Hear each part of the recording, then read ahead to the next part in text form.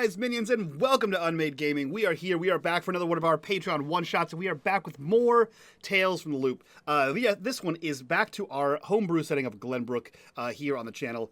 This is the 20th episode of Glenbrook Chronicles. I believe 20th episode of Glenbrook Chronicles. This one is called Picture Perfect, and it's a star-studded cast. If you guys like what we do here and you want to support the channel, the best way to do it is just like these fine folks you see here before you. And Iquin. You know what you do.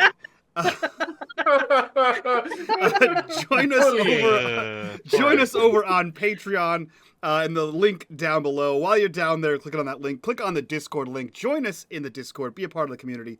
Be a part of the conversation. And as always, the bottom right-hand corner of that bar serves, you see the corruption bar. That bar serves two purposes. One is when that bar fills, I unleash sci-fi, horrible, eldritch terror or something. And two, every single dollar that goes back into that bar goes back to this channel for all kinds of things like editing, artwork, hiring other people, a mortgage, the fun things, electricity. And with that, let's dive in to Glenbrook. The year, 1986. The place, New England. More specifically, Rhode Island. The home of Mercy Brown, America's first vampire, the site of many dark and lurid tales from the mind of HP Lovecraft, the home of the infamously haunted Perron Family, and now the site of one of the largest government research facilities in the world. Today's session is a new start, a fresh start. We are entering into a new phase of Glenbrook Chronicles, where I have told the players and those of the Patreon one-shot group that we are now entering into a West Marches style of play. We are 19 episodes deep. Many mysteries abound, some directly related to each other, some tangentially related to each other, lots of cameos, crossovers, etc. But now, 19 episodes deep, it is the player's responsibility to tell me what they want to investigate, and I get to respond. So, we'll go around in the order of most likely to commit a crime, and we'll start with your character. I need a day in the life of what they are doing. It is a school day. The day is Friday, March 28th, 1986. What their day looks like as they progress through it and end up inevitably at the hideout in the Broken Mill. So starting with most likely to start a crime, Iquin, what are you doing? What is Danny doing? Now, this is the person, not the character, is most likely to commit a crime. So that's why you're first. The person. Oh, I see. Yeah. I was gonna say Danny's, of course, jacking a car. Yeah, No. Danny's the least likely to commit a crime, I think. I agree. So this is a normal school day, so it would be, getting up, probably be like reminded from his mom about something in school or something he's behind on, getting like a lunch, getting his stuff together, getting, some breakfast, getting kicked out of the house, taking his bike to school, meeting up with his friends, try to work his mom and his dad super much to be able to hang out with them. And then school day, boring stuff. And afterwards, probably join up for some track. Yes, like it's very easy to forget this, but Dan is also running track, but he just doesn't compete that much because he's doing martial arts for competitions. But he would do some track work, and probably if there's a dojo day, he would take his bike over and then do some training in the dojo. And once all that is done, he would go to the hiding place to meet up the rest of his friends. Okay, perfect. Second to go, as I said previously, Iquin already knows what he's done. But the second person to go in order of who I think is most likely to commit a crime, Snow, clearly trafficking of some kind. Snow, you are next. What is Elliot doing today, Friday, March 28th? Friday, what was it, March 15th? March 28th. March 15th. Okay. Where did you get that from? I know, I heard 15th, and my note said 28th, and I went, hang on. March 28th. He's an early riser. He gets up early, and he is the first in the house to switch on the TV. He turns it on very, very low so he doesn't wake anyone else up, and he sits way too close so he can hear it and kind of see it at the same time. And he's consuming as much breakfast television as he can before someone else wakes up and tells him to get off the TV. So that's his normal start to the morning. Then he'll get ready for school, head off to school, try to spend as much time in the computer labs as possible, not causing any mayhem whatsoever before heading to classes, and generally breezing through classes because he's a smart kid. And then from the rest of the day, if there was anything that was new released the night before at the movie cinema, he'd be trying to find out everything he could about how it's performing, if there are any reviews in the paper, and deciding whether it's worth going to the cinema that night. Okay, perfect. Next up is going to be Matt. Rossy, what is Rossy doing in this day, this Friday, March 28th? Rossi's probably first among the house, and he's grabbed the paper off the driveway, and he's reading it before his dad wakes up and takes it from him. It probably made himself some toast, and he bikes off to the school and helps the librarian organize the new library books for the morning. Perfect. If you're curious what your crime is, it would be because you travel so often. It would be murder. It'd be great murderer. You're a trucker. You're nationally all over the place. Wouldn't that be trafficking then? No. Because snow flies internationally all the time. So it's trafficking is where it is at. Shoot, I've already got a reckless driving charge. And last, and in this case, definitely least, is G, because everyone knows Canadians don't do crime. There's no crime in Canada. No. Least likely to commit crime is G. G, what is Fish doing today on this day, Friday, March 28th, 1986? I'm actually surprised you didn't take the chance to make a stabbing quip. No, that's Britain. No crimes. Yeah. No, you apologize people to death. Yeah. Well, I'll apologize to you and then stab you. Sorry. Sorry, stab. Sorry, stab. Yeah, I think Fish wakes up at a normal time for someone to wake up on a school day. She gets up, gets ready. Her dad is asleep still, and she probably won't see him before she leaves. But before she leaves, she gets all her books in her bag, and she sets the coffee maker to brew coffee for her dad for when he wakes up. And like Rossy, she'll probably have some toast with butter, and she hops on her bike and she's going to she goes to school, but I think she goes to the library first. Actually no, she's not going to go to the school. She's going to swing by the library, the Black Plains library first, and she's going to see if she can find more science books. Okay, yeah, sure. So here's what I'll say. The Black Plain Public Library opens at 8 o'clock in the morning, which means that you will be late for school. That's fine. It's probably fine. So you can break in. Who knows? Commit crimes. It's America. You wait around while the rest of your goodly friends are in school until you see. Hold on a second here. I have notes. I write stuff occasionally. Miscellaneous places. Because I don't think there's anywhere else where, off the top of my head, that she can find books on science. School there's library? a school library, School, and yeah. there's the school library, and I'm assuming they would. Science teachers? Yeah, true. Definitely that. So you're right. There's no places that Fish thinks that she can find more science things. There's plenty of places that her friends could tell her to find them, but Fish is all out of ideas. So, well, no. As soon as you say teacher, I'm like, oh yeah, because she could go see her anchor, who is the science teacher. Yeah. Well, yeah.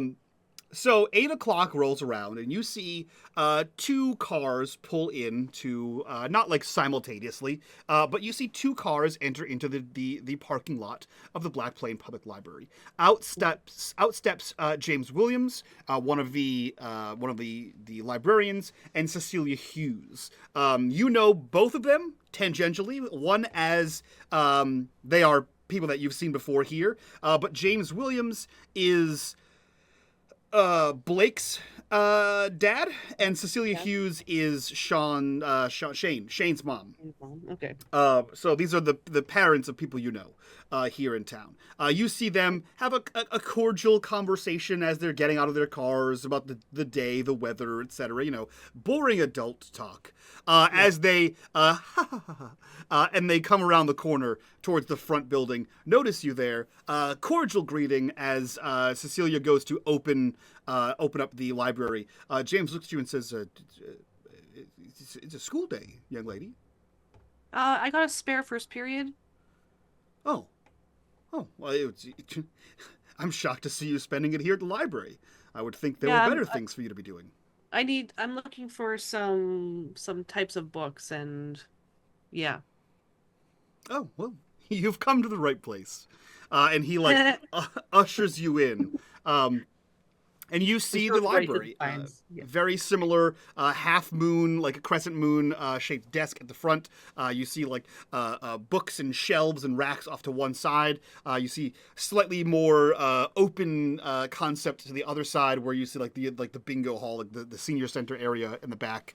And you are essentially left alone. A bit more conversation between the two of them, and you see James walk off to with a cart of returned books to place back on the shelves. Yeah, she's gonna go right to the science section and see what kind of, I guess she's looking for like hard science. She's looking for anything on like multiple dimensions. She's tried looking for tessellation before and she got nowhere. Wormholes, time travel, maybe she has to look into she has to look into the paranormal section if there is a section like that. So go ahead and roll me an investigate. Let's start off with a roll. Yeah, she can do that. 1 success. You're having a hard time, right? Not mentally, but you're having a hard time finding things.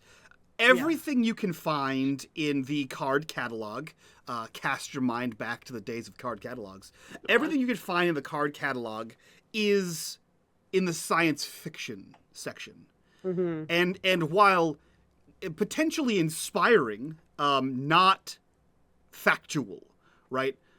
Based in science, based in pseudoscience, anything paranormal related, science fiction section.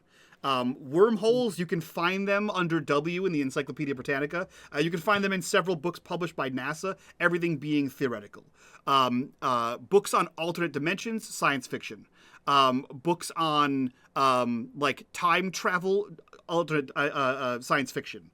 So like missing time and stuff like that. Yeah. And... a lot of what you're finding are like almost like the closest cross you can find in this Venn diagram between science and science fiction are like conspiracy books that talk about like, oh, this is an actual report on spontaneous combustion, right? There are things that are like theoretically possible but not documented. So nothing you're finding on like this hard science of, you know, wormholes, time travel, missing time is coming up in any actually like accredited, science-backed, published journal of any kind. No. Invisibility. You do find it in sci-fi. What's that? Invisibility too. Yeah, invisibility.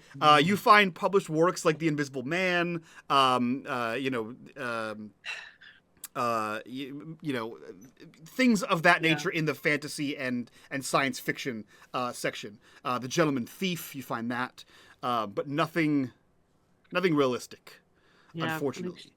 I I think she's gonna check out not more than she could carry or that can fit in her bag. Okay, cool. So So yeah, you check out whatever the allotted. We'll say 5.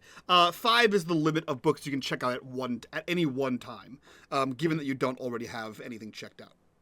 So you check out 5 books across the spectrum of sci-fi and science that could aid you. And I think what I'll do for this is I will give you a +1. So these will count as an item for this session. So this is a +1 for, well, it acts the same way as like your iconic item does. So it's a +1 for whatever we think is appropriate. I would say it's a +1 for investigate, but if you want to hit somebody in the head with a book, it's a +1 for force right there.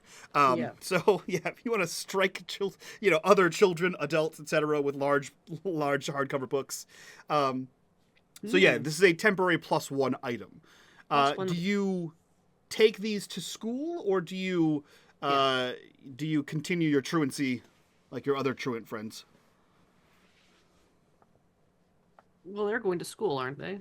Well, you do have a truant friend who never goes to school, or who rarely goes to school. So. Well, true, but I'm assuming she didn't go to the mill first because JoJo maybe is at work or something like that.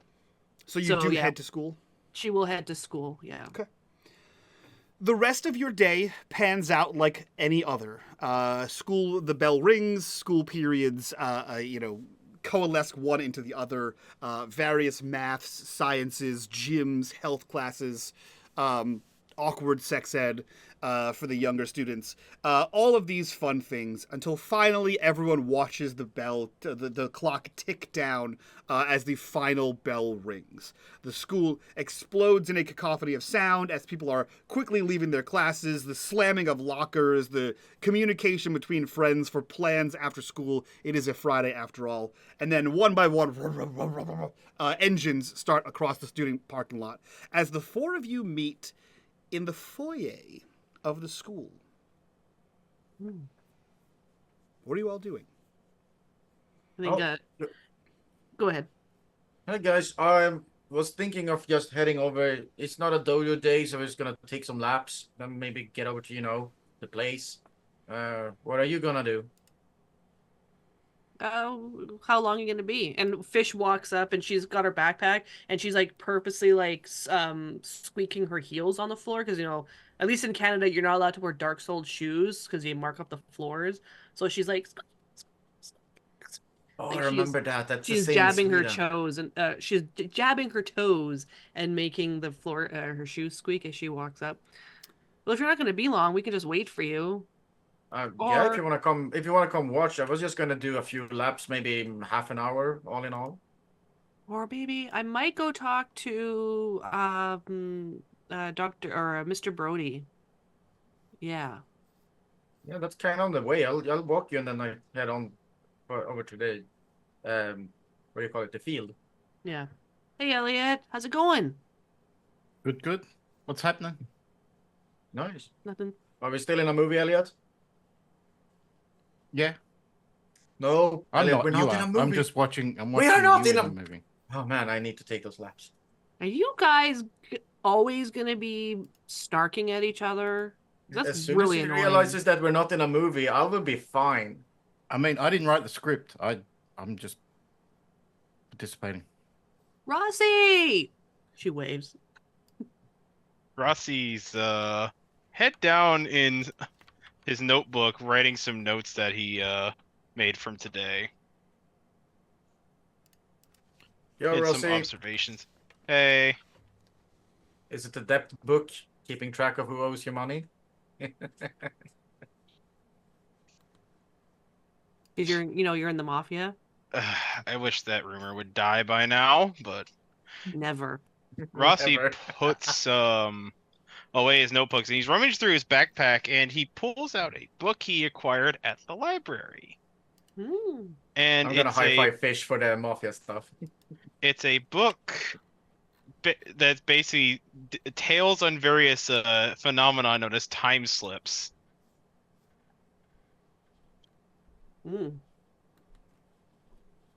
That sounds interesting. Mm-hmm. I was at the library Hey, this morning. I didn't see you there. No? The school library? No, the Black Plains. Oh, of course I didn't see you. You weren't. I was in the school library. Yeah, she like hucks up her back a little bit, or backpack a little bit. Yeah, I'm trying to find stuff on like wormholes, like invisibility, time travel, missing time, but it's all like science fiction Rossy stuff. holds up the book, and on the cover, it's basically a tale. It's like, uh, it's basically time slips. The story of Kersey. What is that? What's Kersey? According to this book, it's a story from 1957 of three soldiers that managed to enter the British town of Kersey and travel back to the 1800s. Yeah, that sounds like science fiction. And she like holds up like the Invisible Man in like 1984, or not, sorry, not 1984. Wow, War of the Worlds and stuff like that. It's like, He closes it. If you're curious why I have it, I'm trying to figure it that one time with that one machine that we encountered. yes, yes, Yeah. that'd be You should cool. watch the Philadelphia experiment. That's about the government trying That to one's about create- time travel. Your Philadelphia experiment movie is about Actually, time no, wait, travel. no. That one's about teleportation. It's time travel. Teleportation through time. No, it's like They're trying to do teleportation and out of invisibility, character. and The out of character. The Philly experiment, I believe, was teleportation. They tried to teleport The shit. movie. didn't The they? movie is the movie. They is were about, trying to, is about yeah. time travel. Ah. Yeah, they teleport Ah. back into like the 60s from don't 1980. tell something. Elliot about movies. Yeah. I'm just so confused, guys. This is too much hard science for me. I just can't follow along. So are we? So I was just gonna take some laps, and unless you guys wanted to do something like right now, it'll be like half an hour. Do you want to go fish? Talk to Mr. Brody. Yeah, I'm gonna go talk. You guys are welcome to come and just sit and check it out if you want to see some nice laps, some good times. Well, yeah, Oh, good times. I watched It you works in yesterday, Swedish. Rossy or Danny. So I'll I go know- with you, Fish. okay, Elliot, do you want to come or do you want to watch Danny run? I couldn't think of anything better than watching a young boy running around in a circle over and over. So Hey, they make Go car ahead. racing. They make a TV show out of it of cars racing in circles. Just make it of people running around. That would be more interesting. I mean, can see the competition, get to know what I'm doing good, what I'm doing bad. Yeah, I mean, running is not really my thing, though. I mean, if they did some TV about martial arts, like the best movie ever made. Elliot, which is it? I'm not. The I'm not Karate taking Kid, the yes. bait. Not taking The the bait. Karate Kid. Danny LaRusso.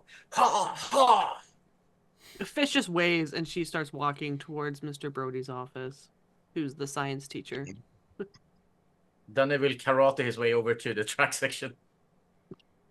Rossy will watch Danny go, rolling his eyes as he starts following Fish. Okay, so Danny, you take several laps. In the meantime, where does Elliot, Rossy, and Fish go? See Mr. Brody. Okay. You're headed straight to his classroom, I would imagine. Is it Kyle Yeah. Brody? Is that his name? Seems like a... I think it's just Kyle Brody, yeah. I believe so. No one knows. It's just Mr. Brody. Oops. Yeah, we don't know his first name. I don't think I ever knew the first name of any of the Kyle teachers Brody, yeah. in Texas. Actually, It's the last line of my bio. I know it is, but you had a birthday, and we had a time jump. I didn't have a birthday. Your birthday is in July. July? Mm-hmm. Yeah, have you always been 13? Yeah, like I turned 13. Sorry, what is my age? 13. 13?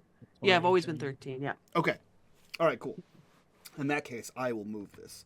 So I have Mr. Brody as a science teacher in the middle school.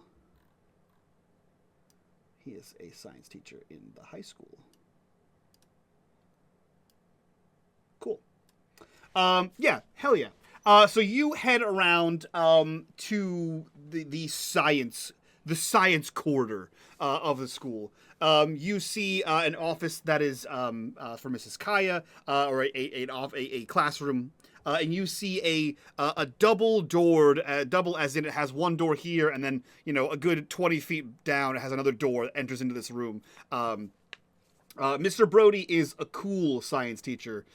He calls his science room the Cave of Science. And it is one of those science rooms that is set up with these tall, black, like almost marble, but not exactly like faux marble, like stone tabletop. And each of them has a sink basin on the right-hand side with a fully functional faucet. And then in the center back of them, they each have a like a spigot that has two like conical, outwardly pointing, like faucets, essentially. They are gas. They are natural, or not natural. They are like propane or whatever for lighting Bunsen burners and doing all that kind of fun stuff. So he has a full-on cave of science. There's plenty of things in glass cases. He's got things hanging up there. You see Erlenmeyer flasks, Bunsen burners, all that fun stuff in this cave of science. He deals with the more physical science. And he is sat behind his desk, sort of reclined in an old squeaky wooden chair with like a faded leather green padding. And he's got his boots up on his ankle-high boots up on the desk as he is reading some papers, and you see him just like sort of flicking a red pen back and forth as he circles something, underlines it, and you see him quickly scratch something along the top as he is grading papers. He doesn't notice the three of you walk in at first. And she will politely knock on the door. Come in. Cave of Science is always open for learners. Hey, Mr. Brody, and she comes in. Fisher, welcome, and an entourage, Wheeler. Haven't seen you in quite some time. And I don't think I've had you in my class. And he points to Rossy. You haven't. Mahan. Oh, Mr. Mahan, welcome, welcome. What can I do for this cavalcade of creative learners? And she she hoists her bag up and clunks it on his desk. Where can we get good science books? Well, the Cave of Science would be your number one stop, I would think. She unzips it and she starts pulling out all like these science fiction books. It's like all this stuff here is like it's all from the Black Plains, and some of it is like from the stuff she would have found in the school library. Mm-hmm. Like we need like information about actual science stuff, not science fiction, right? Like where's the actual books on like invisibility and like wormholes and time travel? Well, I think, okay, very interesting. Okay, well, so I think there has been some work out of Japan about the use of mirrors to refract light in a certain way that, when applied to clothing, could make the person seemingly invisible based on the way that your eyes and the cones in your eyes sort of refract light. But that is years and years away from being functional. And then there's different kinds of, it depends on, I guess, what you mean by invisibility. There are definitely things that make you less noticeable to like radars and sonars and things like that. So if you want to be mechanically invisible versus physically invisible, those are two different things, I think. But if you're talking about what if we were like bleeding like in between dimensions or something, like you couldn't see us because we were partly in another universe, another Glenbrook. Right. Okay. Well, that would be likely in the science fiction section if you're looking for like inspiration for like a story that you're writing. Okay, sure, but like, what if it actually happened? Theoretically. well, you can't. Okay, well, those are two opposing words you use there. You can't actually happen in theory. It either theoretically happened or it actually happened. That's kind of how we base really most science, is if things that actually can or have or will happen and things that may happen. Usually the may things end up in science fiction. But isn't it theoretical until you can prove it happened? Correct, but you can't be both at the same time. You can't be theoretical and actual, is what I'm trying to say. Well, But if you everything's can't prove it pseudoscience, happened still and it proven actually science. happened, it's still theoretical.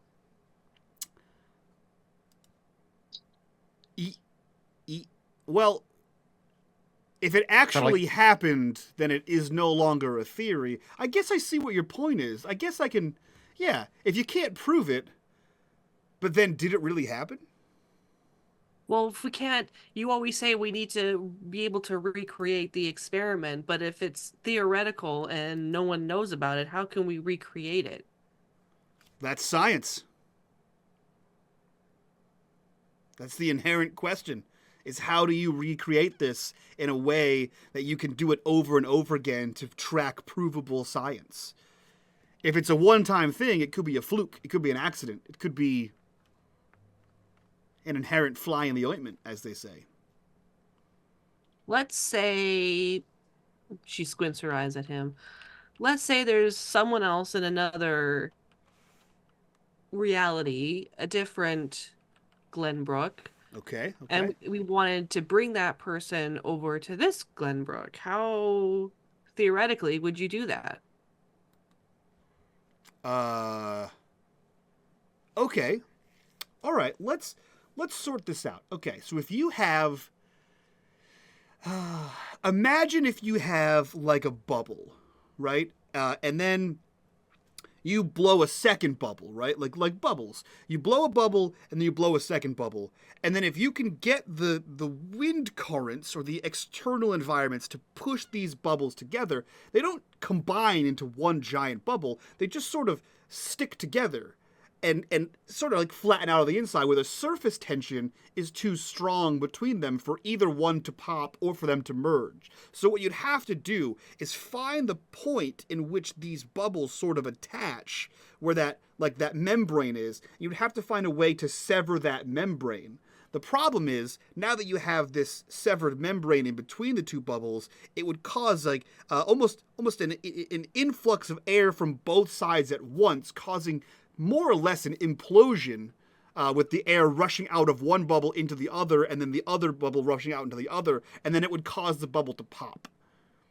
So it's more of how do you get these bubbles to collide, sever the membrane, without then blinking the bubbles out of existence. Does that help? Well, that just seems like it's creating another problem. Well, The initial problem, and then the problem of both worlds being destroyed. yeah, I mean, that does sound like, yeah, no, that would be a problem. And she actually kind of looks like she's upset with that answer, and she looks to Rossy and Elliot. What if you had a third bubble that was created during the joining of the two bubbles? Okay. And so it's distinct from the other two bubbles, but it's still created by them. Is it a part of both bubbles or is it separate? Well, I guess it depends on where the bubble's created. If it's free floating inside of one of the other bubbles, not touching the surface tension membrane, then I guess it would be its own unique thing. But if it's touching in any capacity that would sort of fuse it together, I think it'd be part of all What of if it was formed when the two bubbles joined, and there was an air pocket in between them somehow, and they joined around it? I mean, I guess in the theory of bubbles, I can't disprove or prove what you're saying as a possibility. It sounds improbable, but it doesn't sound impossible for a pocket of air to sort of cushion the bubbles together and almost form around itself. And that's Yeah. creating some sort of airlock between the two separate bubbles. That would be interesting. Well, here's another idea. Let's take you know what? Hold on. And he like puts his feet down and he opens his drawer and he pulls out a bag of blue balloons. We don't want to be too on brand with some red balloons, but he pulls out a bag of blue balloons and he blows them up. He knots one of them, and he blows up another one and knots them. And he blows up a third one and knots that. And he says, now, see, if I have this, right, and I take this, and he takes a pin out of his thing, and I just take this and I slowly go in right here, pops, as you would expect. And he says, but there are certain ways that I can pass this needle through this balloon without it popping. In fact, I know of at least 3. And he takes the balloon and he puts it to like the knot side and he slowly passes the needle through the knot and then pulls it back out and the balloon stays up. And he says, see, that's one of them. And that is a point where there is a drastically reduced surface tension, but also an existing air hole. And he rotates it around the opposite side where if the balloon is kind of loose, it's like that weird little tip part of the balloon, the reservoir tip, if you will. And you can see that little dark spot at the top of the balloon, and he passes it through that. And he says, again, the surface tension is expanded to the sides of the balloon, and so this can sort of pass through here. Problem is, and he like holds it up, and you can hear the of the air passing through. Eventually, this will deflate.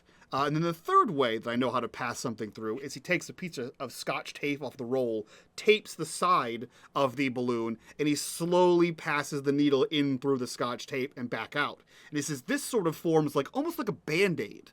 But again, much like the top, it will eventually leak out, causing this to deflate and be unusable.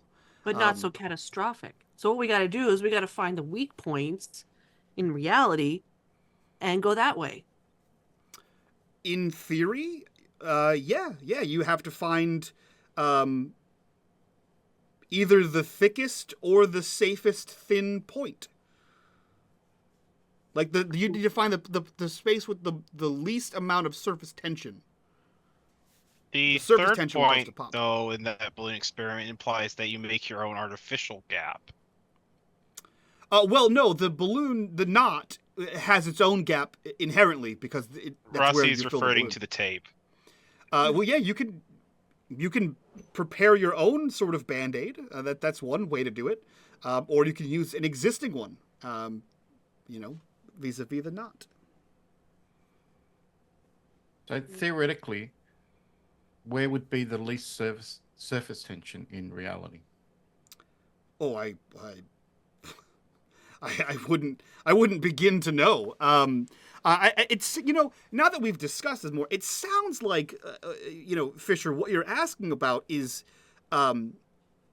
it's a little advanced for what we teach here, but it sounds to me like you're interested and kudos to you in theoretical quantum mechanics is the actual science term if you were going to look that up in a library. Theoretical quantum mechanics.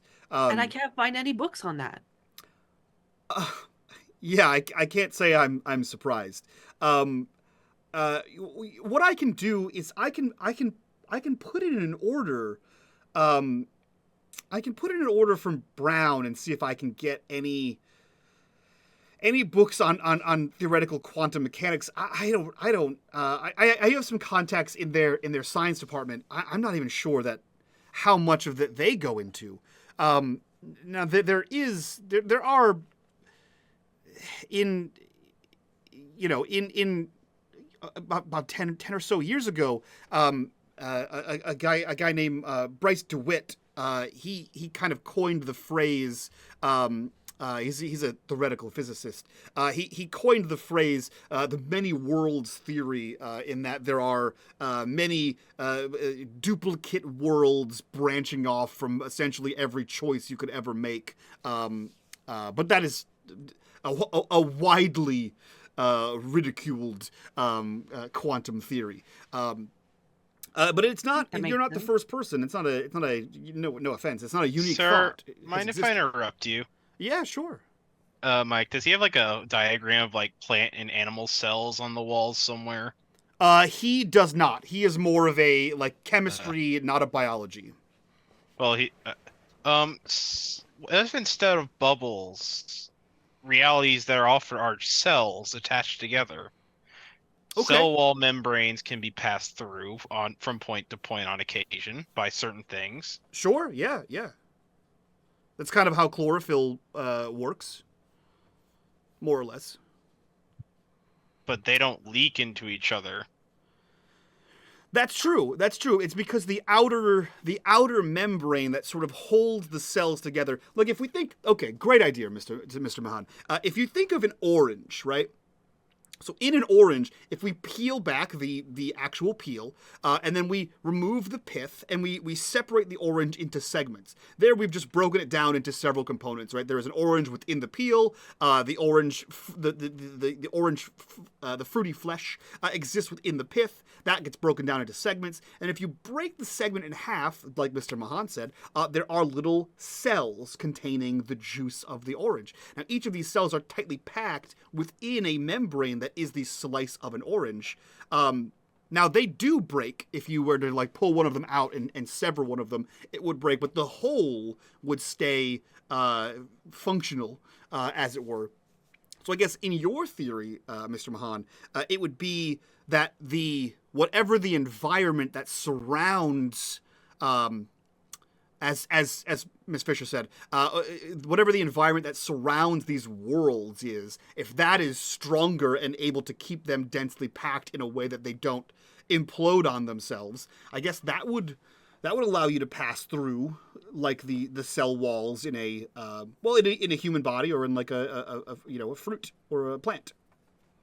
From what little I know of virology, viruses can pass through with a little bit of time, but a That's virus true. destroys the cell in the end. Correct. Yeah, that would be it would be you'd want to be able to pass through this thing, preferably bidirectionally, right? Without degrading either the point of origin or the destination point. Yeah, in theory, of course. Yeah. Of course. Yeah.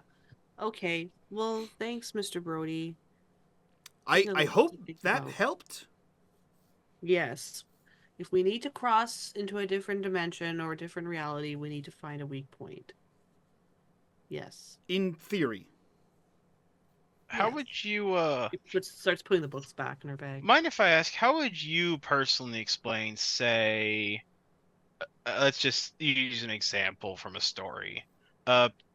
Three soldiers walking into a town in 1957 and finding themselves 200 years in the past. Are they in the same town, or are they in a different area? The same town, they just somehow find themselves in what seems like a different time. I would describe that as the closest thing to impossible I can get to, right? And the reason for that is, in a lot of common stories about time travel,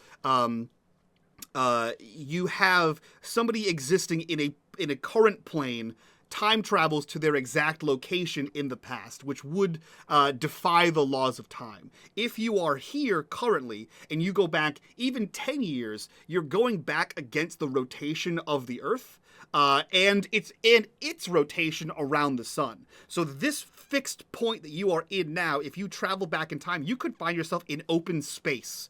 So in order to travel back in time 60 plus years and remain in the same place, you would not only need to master time travel, again, all in theory, time travel, but you'd also need to master relative time in space.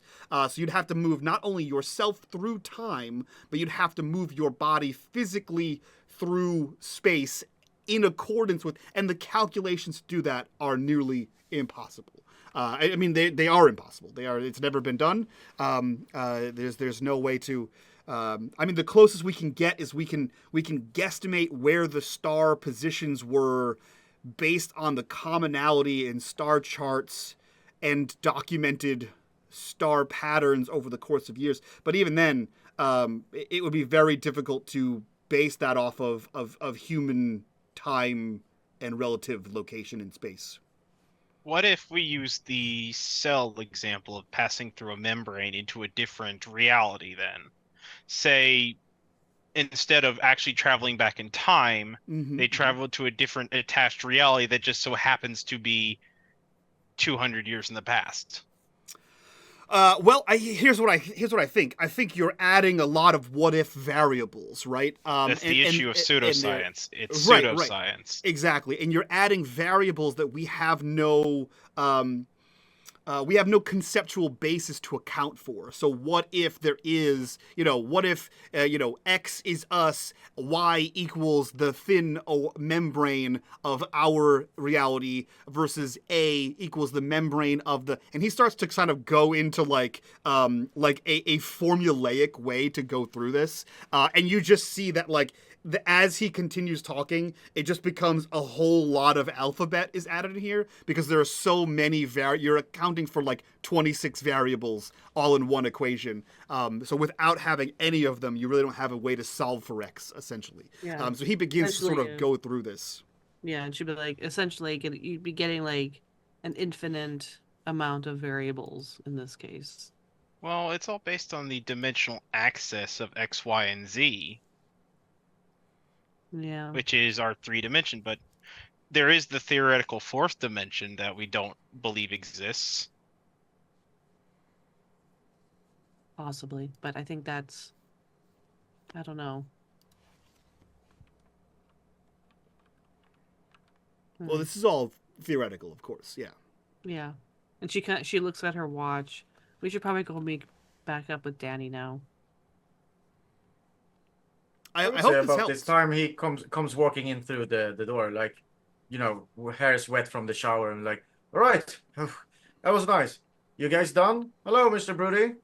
Yeah, you realize that you've been in here for 45 minutes going through theoretical science for Danny to have run several miles and taken a shower and been fully equipped. He says, Mr. Sorensen, welcome. We're just discussing, oddly enough, theoretical quantum mechanics here, if you care to join us. Nope. Thank you, Mr. Everybody. Yeah, I guess we should go. Yeah, I guess you want to go home now, Mr. Brody. We'll let you go. I mean, I'll be here for a few more hours. I'm grading papers, and it's a quiet space. Well, it was. Not that I'll ever turn away intrepid investigators here. But yeah, I'm just grading some papers here, so you're not bothering me at all. Okay. You guys ready to go? Oh, yeah. I've been ready for some while now. I didn't think you guys would still be in here, but yeah, let's head off. Yeah, so, as they're heading out, she will turn and look back, half in the office, half out the door. And she's like, Mr. Brody, you've lived in Glenbrook a long time? Yeah, the last 20 years or so. Has anything weird ever happened to you around here? To me personally? No. Yeah. Not that I can remember. I mean, nothing more or less weird than any other place. What about that weird tornado warning from the other week? I mean, tornadoes are uncommon in Rhode Island, but it's not unheard of. I just think that a lot of weird stuff happens in Glenbrook. Tornadoes are weird. We never have them in Sweden.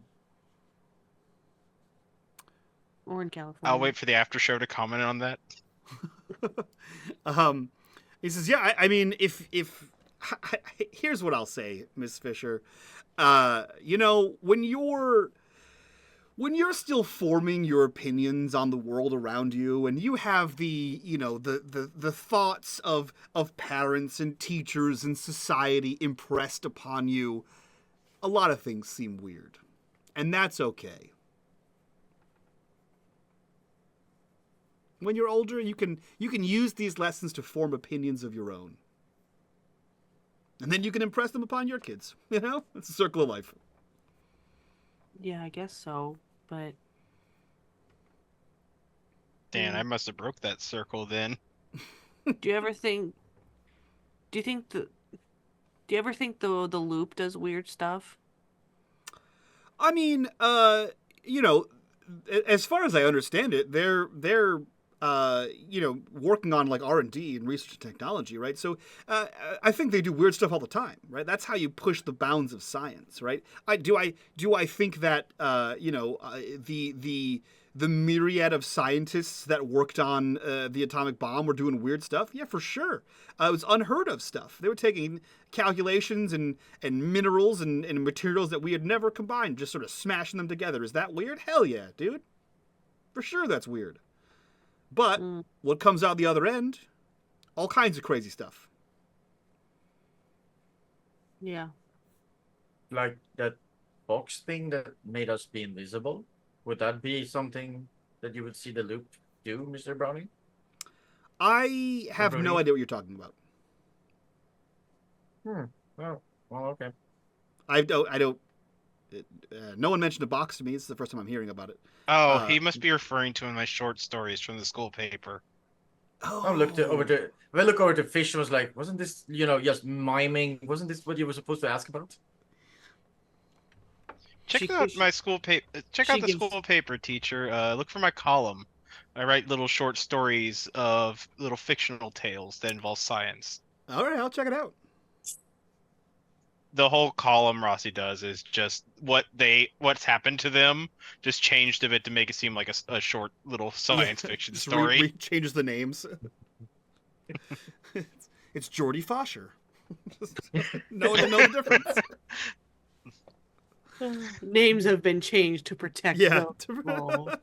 Yeah. Lee Mr. Waller. Anderson. Mr. Anderson. Yeah. Yeah, I mean, I hope this was, informative for you kids. It's not every day that somebody walks into my office and asks about, theoretical quantum mechanics. But, and again, it's not my forte, but I'm happy to discuss what I do know, which is admittedly very little. Well, if we're able to access another dimension, we'll let you know. Okay. Yeah, no, I'm very excited to hear whatever theories you might have. And if you can back it by science, we'll get it published. If we happen to stumble upon a Nobel Prize winning science, we'll let you know. Yeah, let me know. I'll happily put you in touch with professors I have down at my contacts down at Brown, and they'll get you published. I'll give you an A. Yeah, you pass. You pass for the year. You take a free ride in my course. That's for sure. Yeah. All right, I think she'll just wave and then slip out of the office. Yeah. Danny would sort of pull Fisher a bit and like, you asked him about the quantum mechanics things, but he didn't ask about the box. Weren't you supposed to ask about the box thing, or like why the machine on the roof? Or, he's an adult. They don't know anything. No, but so why did you ask him? But okay, fine. I just don't get it.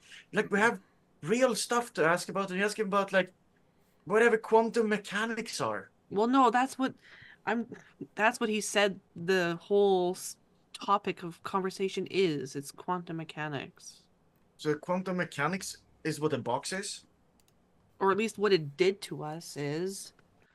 Okay, so the box makes quantum mechanics. No, the process that it did, whatever it did, is the process of theoretical quantum mechanics. But isn't theoretical that it doesn't happen in real life, and really, like, a lot of stuff has happened to us in real life. I know, but she thumbs back. He says that anything that this weird stuff happens is technically theoretical because no adult ever believes that this stuff is real. Yeah, I know. The times I had to try to explain things to my parents and they just don't listen, and then I'm grounded again. Well, if someone came up to you and told you they fought a werewolf with a skateboard, would you believe them? At this point in my life, meeting all of you, yes. Yes, I would definitely believe them, and I would immediately go to Jojo because he seems to be an expert on it, beside Fish right here. Joja being the one who fought said werewolf with a skateboard, yeah, I'd believe it too. But maybe a few months ago, I wouldn't have. What's your point then, Rossy? See, it happened. A few months ago, you probably wouldn't have. But yeah, but the whole point is it happened to us, but the adults don't believe us. So we can't talk to them directly about it because they're just gonna think we're crazy. Look, a few months ago, I moved here from Sweden, and the first thing I did pretty much was invited to a birthday party where we were in space, jumping through, and I get to kick Billy Duncan's, and he looks around, ass when no adults are around, and from that point, I just assumed that this place was awesome. And there was detention with the teleportation machine. See, awesome! Not the At the detention, time. but the teleportation and the space, and I got to hear about that circus part. Like circuses in Sweden just have like boring animals and stuff, not like actual scary werewolf houses. Well, yeah, and then but then the carnival disappeared, and everyone thought we were crazy. And then that Mr. LaBelle guy was like, Yeah, "Oh, he's shady. yeah, maybe we should go talk to him." You guys remember when it was just creepy carnivals and and floating in space? Yeah. Back when life was simple. Yeah. A year ago, back when life was simple, when all we had to do was creepy clowns and casually floating in space like Ender's Game. Back when we broke into a free carnival. Yeah. Oh, the good old days. And stealing from Radio Shacks. Yeah. Yeah. Yeah. Now we have gooey liquefied friends. We have human growth and organs inside of electronics. Yeah. Other dimensions. All right. Kids sent inside the virtual world. Yeah. What were you gonna say, Snow? I was just going to say, Elliot looks at Rossy when he mentions the movie about being stuck in the detention, and he says, "That's right, that happened here in the school. Did you ever check out whether any of that equipment was left behind? This could be one of those." It blew up. Yeah, didn't we blow that up? Like, Yeah, if I You remember, blow it was something up, shot. there's still parts of it around. It's not just doesn't disappear Was it? into thin Well, air. yeah, the thing. Remember, the thing fell through the roof of the school, but the roof didn't. Nothing actually happened there's to no the big roof. hole in the roof when we came back the Yeah, next day. exactly. Everything was Yeah, fixed. so It's it like might have happened in another dimension, and maybe the equipment's still here in this dimension. Maybe, Yeah, that's a but good I'm idea. like, we were back to school. I mean, you've been to school. Have you seen a huge piece of like machinery lying around? Because I haven't. Well, we I have to haven't been go. looking for one. We have to go to that secret room. You want to go right now? I mean, Yeah. still in the school. And classes are over. There's no teachers around, and Yeah. Mr. Gleason is probably gone home already. Yeah, I'll say we take a peek around. I mean, if Okay, if let's we go. get caught, we can just say that we were looking for Mr. Browning again to, I don't know, ask more about quantum mechanics. Sure. Yes, we can tell that we were looking for the the theoretical quantum mechanics room, and she's gonna Yes. start heading towards that Yeah, that must be- employees only. That must be like the high school seniors, part. Yeah, maybe. I don't think You there's a take senior quantum library, mechanics when though. you're. Do you take quantum mechanics when you're in high school here? Because that seems really advanced.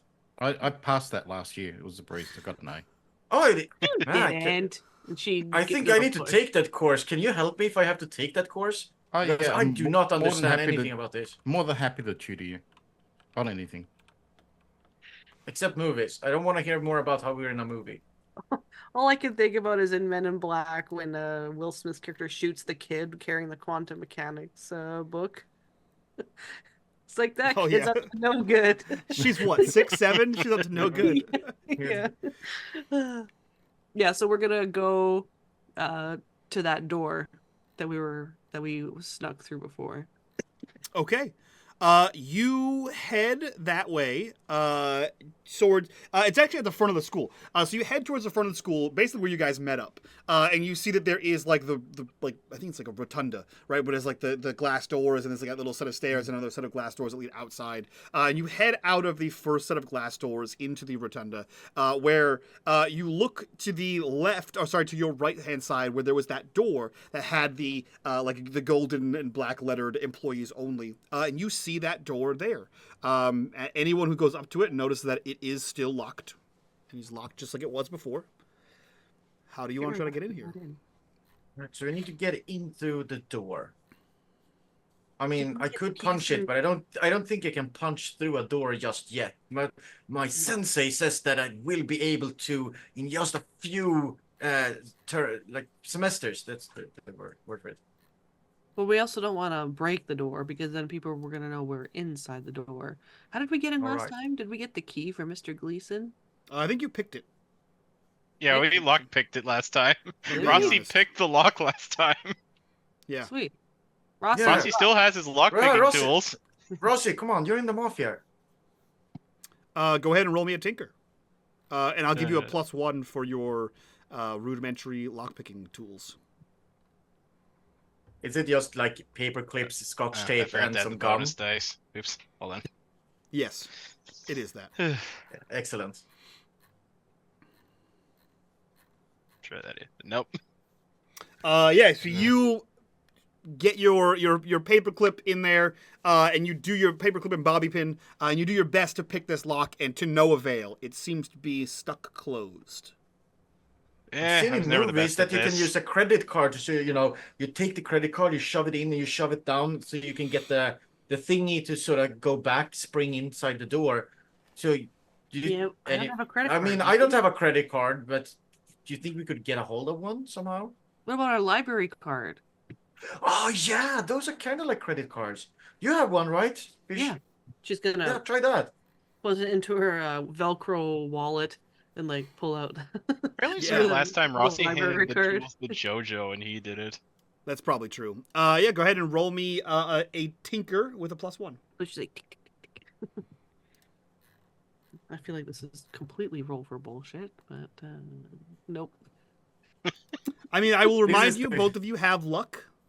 You have prides, if that will apply here. I Or you guess can I'll re-roll and take a re-roll to use condition. my one luck. Nice. There we go. Rossy, you should have... Oh, no, you're He's 14. Yeah, you have 1 luck. Perfect. Yeah, you re-roll, and you get a success. So you see, Fish trying to rattle the card in there, and Fish, you hit the lock part, but you don't really understand how to, what happens now. What do you, when you hit the bolt, how do you get it to open? So you're just sort of tuk, tuk, tuk, tuk, tuk, tuk, tuk, tuk, tuk. And Rossy kind of pushes you out of the way. And he's like, "Give me one more shot." And you hear it click as your card falls out onto the ground. And you guys open into a dark room that is quite warm. See, and that's you why you let the mafia guy do it. That's what it is. The crime lord. You open this door and you see a cement, that cinder blocky kind of cement thing that the interior of schools are made out of. So you see that unpainted, unfinished. You see lots of piping overhead, sort of piping coming out of the ground, and you find yourself in what is essentially the boiler room. This is the boiler room. This is where all the water mains are. This is the access room for anyone that we need to fix plumbing, electrical, heat, aircon, all that stuff is mainstayed in here. So this is a janitor's warehouse essentially. But what you don't see, for those of you who were there, and for those of you who saw this playing back on a VHS, you don't see a room of infinite blackness with a strange white light in the center of it. You just see a regular old boiler room. But does the rest of the room look the same? It looks like a regular old boiler room. But does it look the same as we saw, just minus the light? Oh no! When you opened this room in that episode, you opened it into a vast expanse of nothingness with a square of white in the middle of it that was like a teleporter to the ceiling. I don't remember that at all. All right. Okay. Well, maybe the She'll walk in. hidden stuff. Let's go and explore and search for it. And then Yeah, we'll go in and just do the super Scooby-Dooing, looking at stuff randomly to see if we can find anything. I believe you're talking, you're talking about Going in Circles, the episode Going in Circles. that's In what I'm here was talking a black room with nothing in it. In the center was a large white square that had 4 poles that headed up. And then once you stood in them, you teleported to the roof. That's how you guys got to the roof and saw the strange devices that were up there. How I remember that from 2 years ago, I don't know. Who knows? But yeah, Maybe you because enter we into made it this up. room, and for all intents and purposes, you see a boiler room. Anyone who'd like to walk around and try to figure things out in here, go ahead and roll me an investigation. Yes. Investigate. I have nothing in it. Let's go. What is with these rolls? Yeah, y'all used all the luck last game. Yeah. But we got a success from Elliot. Someone who We actually have can a investigate. success from Elliot. Interesting. Okay, this is not where I thought you guys would go in this investigation. So, cool. You let us free. This is you to blame. Well, no. So here's the thing: is you, and by you I mean G, and then you all said, "Sounds good." You all came to me and said, "We would like to investigate this object that appeared in these 2 episodes." And then what you did was you went, "Now we're going to go to this room that was in none of those episodes and was an entirely different episode, completely unrelated to the 2 episodes and the object that I mentioned previously." So I went and made clues and prep for the object based on the 2 episodes it appeared in, and what you've done is tell me to go fuck myself. We've taken the train, and not only did we go off the rails, we went to a different dimension with it. Yeah. See, It's not even a train anymore. the machine that you guys were intending to investigate was from the episode Lights Out and from the episode Who Goes There. You are now in a room from Going in Circles, which is 2 whole episodes earlier than any of the episodes you talked about, and has frankly nothing to do with that box. We're just gonna take a quick look-see. Yeah, a little sojourn here. Yeah. There's a big arrow pointing, go this way for box. Yeah. I'm gonna let you go. I told you it's West Marches style. I'm gonna let you guys go wherever it is, but it may take me a second to come up with the appropriate clues.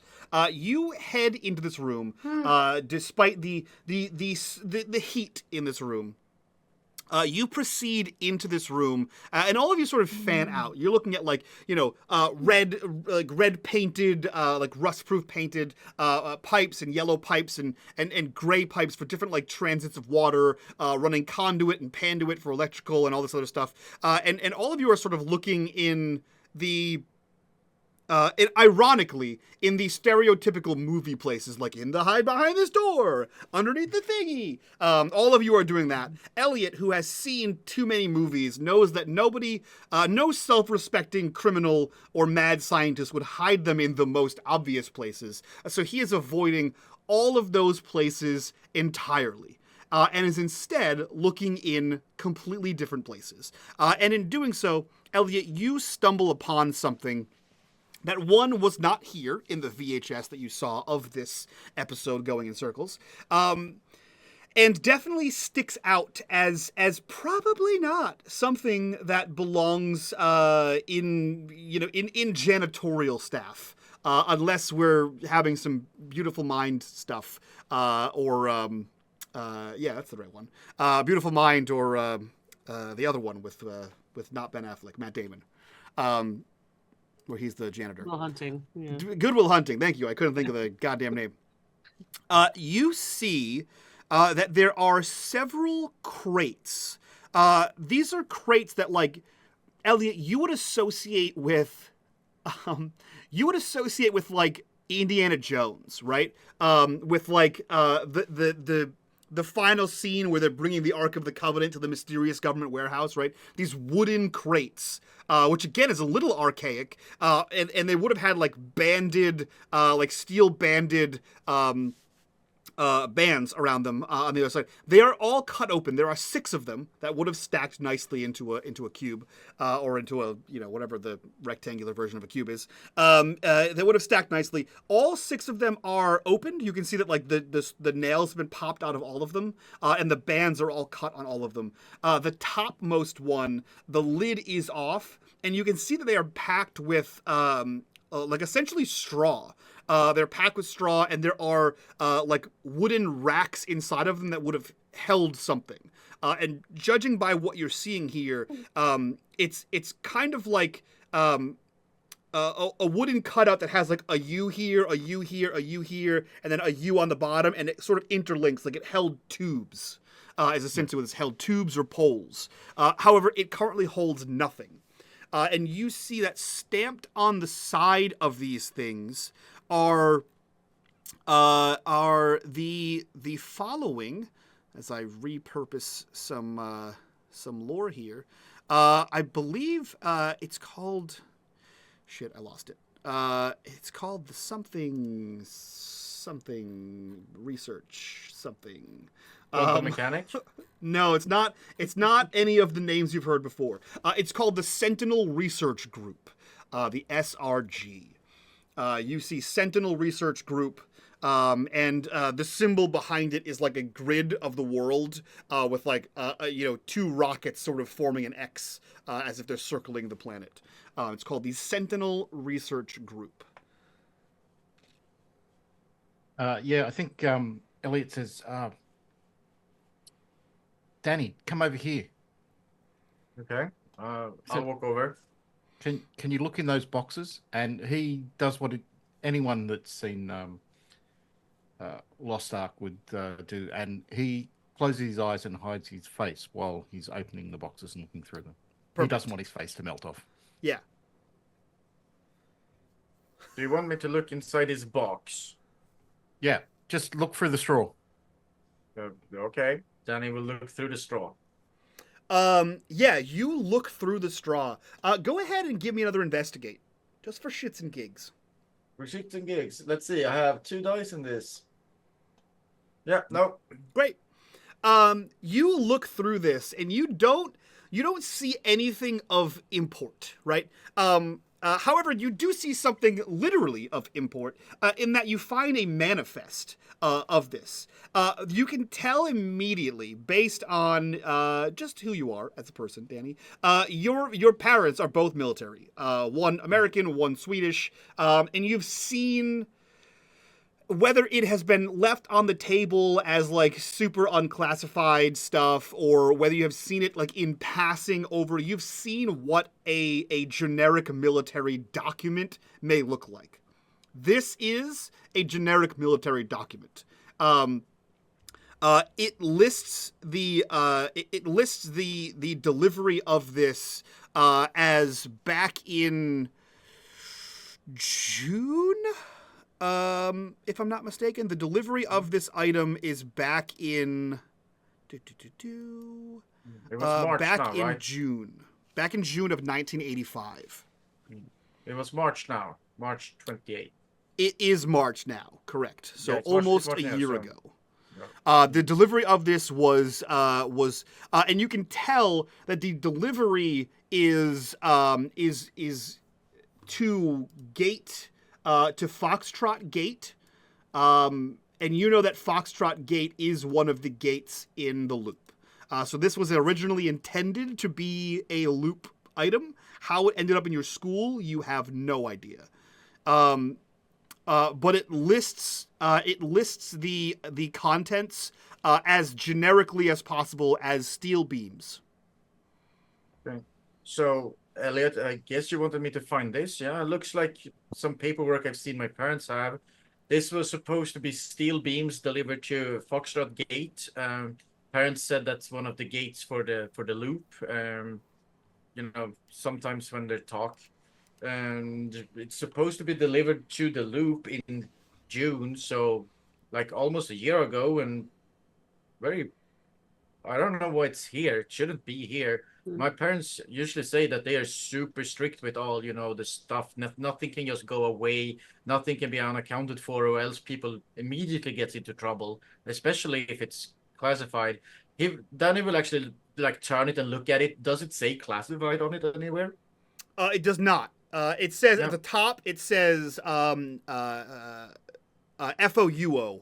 at the top, which you've seen before and have probably asked, and you know that means for official use only.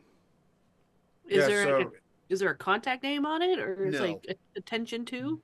Nope. It usually aren't any like that. If you're a government agency, like my parents, if you know, and as they have explained it to me, if you don't know, you kind of don't, you should not know.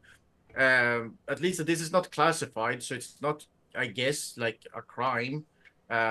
If this had been classified, we would be in trouble right now Well, why was it? Yeah, okay, sure. But why is because we this? read it. Yeah, but why is this stuff in the school? I have no idea. This shouldn't like. I'm not an Beans? expert in this, but I've seen some of my parents' paperwork at times.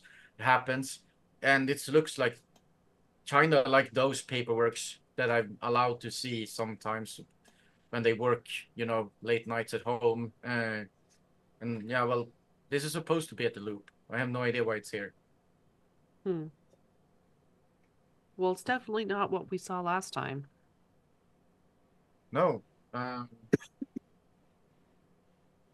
Hmm. good idea, Elliot. Now we have this. Question. Fish is gonna go over and investigate. Like you said, there's like struts that were holding things, right?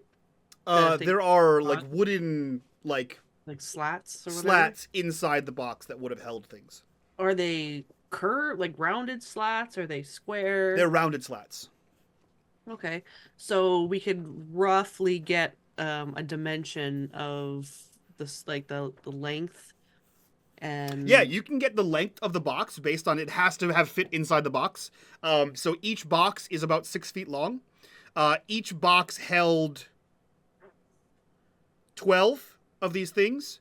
So there are 3 slat boards in the middle that well, really there's 3 sections of 3. So it would have been 3 on top, then 3 more of these things, then 3 more, then 3 on the bottom. And you can actually get the circumference of the slats as they two of them, like the top one connects to the other one, so it makes a full circle. So the whatever this is was a tube. It must be It must be no bigger than 6 feet long, and it must be no wider or circumferent than this. Okay, so you said that we stepped back when we snuck in here before after during detention. There was a white light in the center of like 4 pillars. Mm-hmm. Is that what you said? Mm-hmm. Searching her memory, were those pillars roughly the same size as these? Roll me a comprehend. I'll give you a it? +1 since you were actually there. Oh, sweet. I actually have shit in comprehend. 2 successes. 2 Finally. successes. Yeah. This as far as you can remember, they were tall and they were round.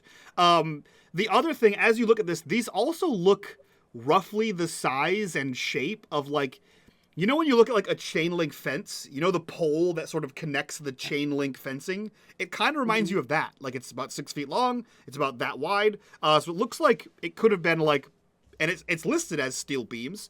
That could all be a farce. And with a second success, I will say that that is a farce. That is absolutely not what was in here. Those are aluminum, not steel. And 12 steel beams would be pretty fucking heavy for a wooden crate.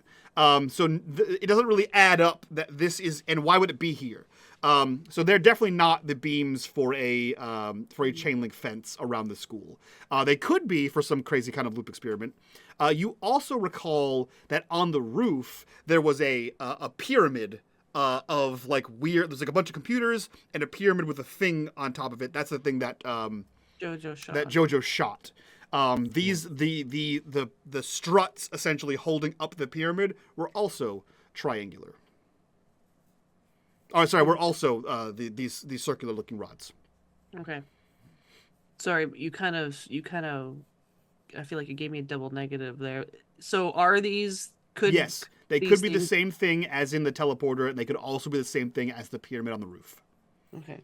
Okay, Rossy, Danny, look at this, and she kind of she kind of pantomimes the length of these beams, and then the square on the floor and the beams that they would have had to step in between.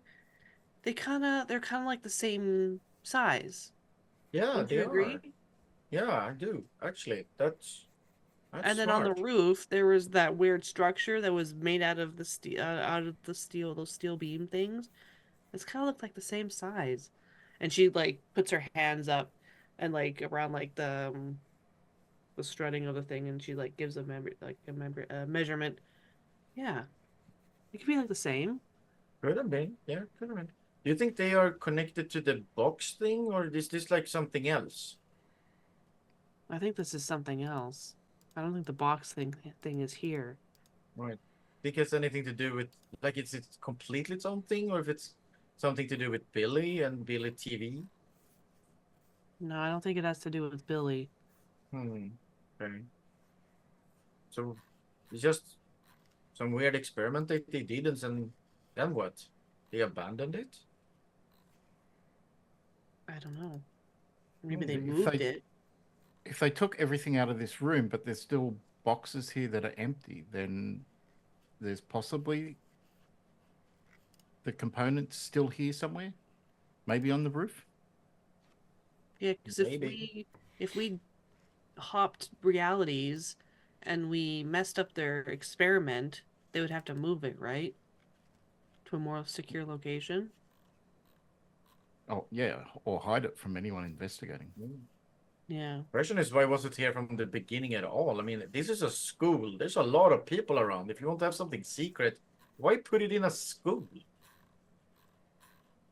I mean, the loop is super secret. I can't get anything out of my parents of what they do there, and it's all locked up and, all hush hush. So it But makes if no it's not sense the that loop they would. doing it, why would they wouldn't do it in the loop? Oh, It's a government it's not the agency. Of loop course, they doing would it. test on live test subjects. But why not do that at the loop, like field day or something? I mean, it must be easier to hide Because something. it wouldn't be genuine. I mean, it wouldn't. Look, Elliot. Watch a lot of movies. Wouldn't it be simpler to have them have a school trip where like one or two kids go missing while they're on a school trip, then try to hide all of this from how many students are here? Like 1,000? Yeah, but there's probably they could do that, but on the school trip, there's probably kids that parents care about, whereas you lot they didn't care about. Your parents don't care about you. So My parents care about me a lot. Do you know how hard I had to convince them to hang out with you? And he sort of points over at Fisher, like absent-mindedly when he says that. What did I do? Crime. Well, ask my parents, so you probably run the crime syndicate in this town. they seemed to like her when we met them up at the observatory. Yeah, they Yeah, invited me over for dinner. because I kissed some royal ass, and I don't mean that literally. Well, Well, if you do mean it literally, tell me you know. I'd like to talk to some royalty. I don't. Not all Swedes know the king. That's not how it works. too bad. Not even half Swedes. Not even half Swedes. Shame. Right. Well, let's go. Yeah, I mean, we can. If look, my parents like it when I do up and standing things. Breaking an entry, not so much. You wanted to find out more about the box thing or something? Let's go back into my cellar. Much simpler. We can be in my house. You can behave.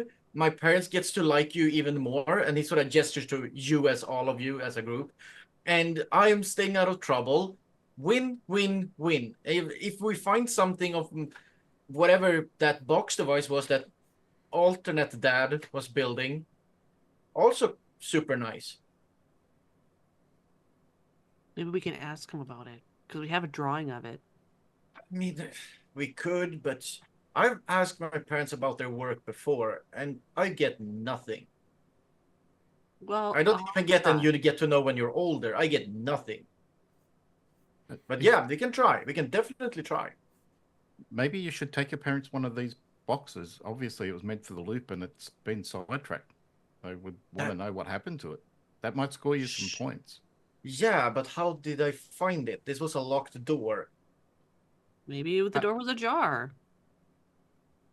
And we Okay, just went. guys, if my parents asked, the door was ajar. We were concerned that some kid had gotten lost in here, and then we saw the box, and the manifest was just on the floor, and that's how we found all of this. That's a good idea. Good. Then I can get some points, and I can say that you guys helped me and then they will be happy about all of this. Okay? Okay, take the manifest. We're all in on this. We're all in on this. Yeah. Yeah. Take the box as well. Danny, carry one of those boxes. No, It's like 6 feet long. I can't carry that while I'm riding my bike. You take it.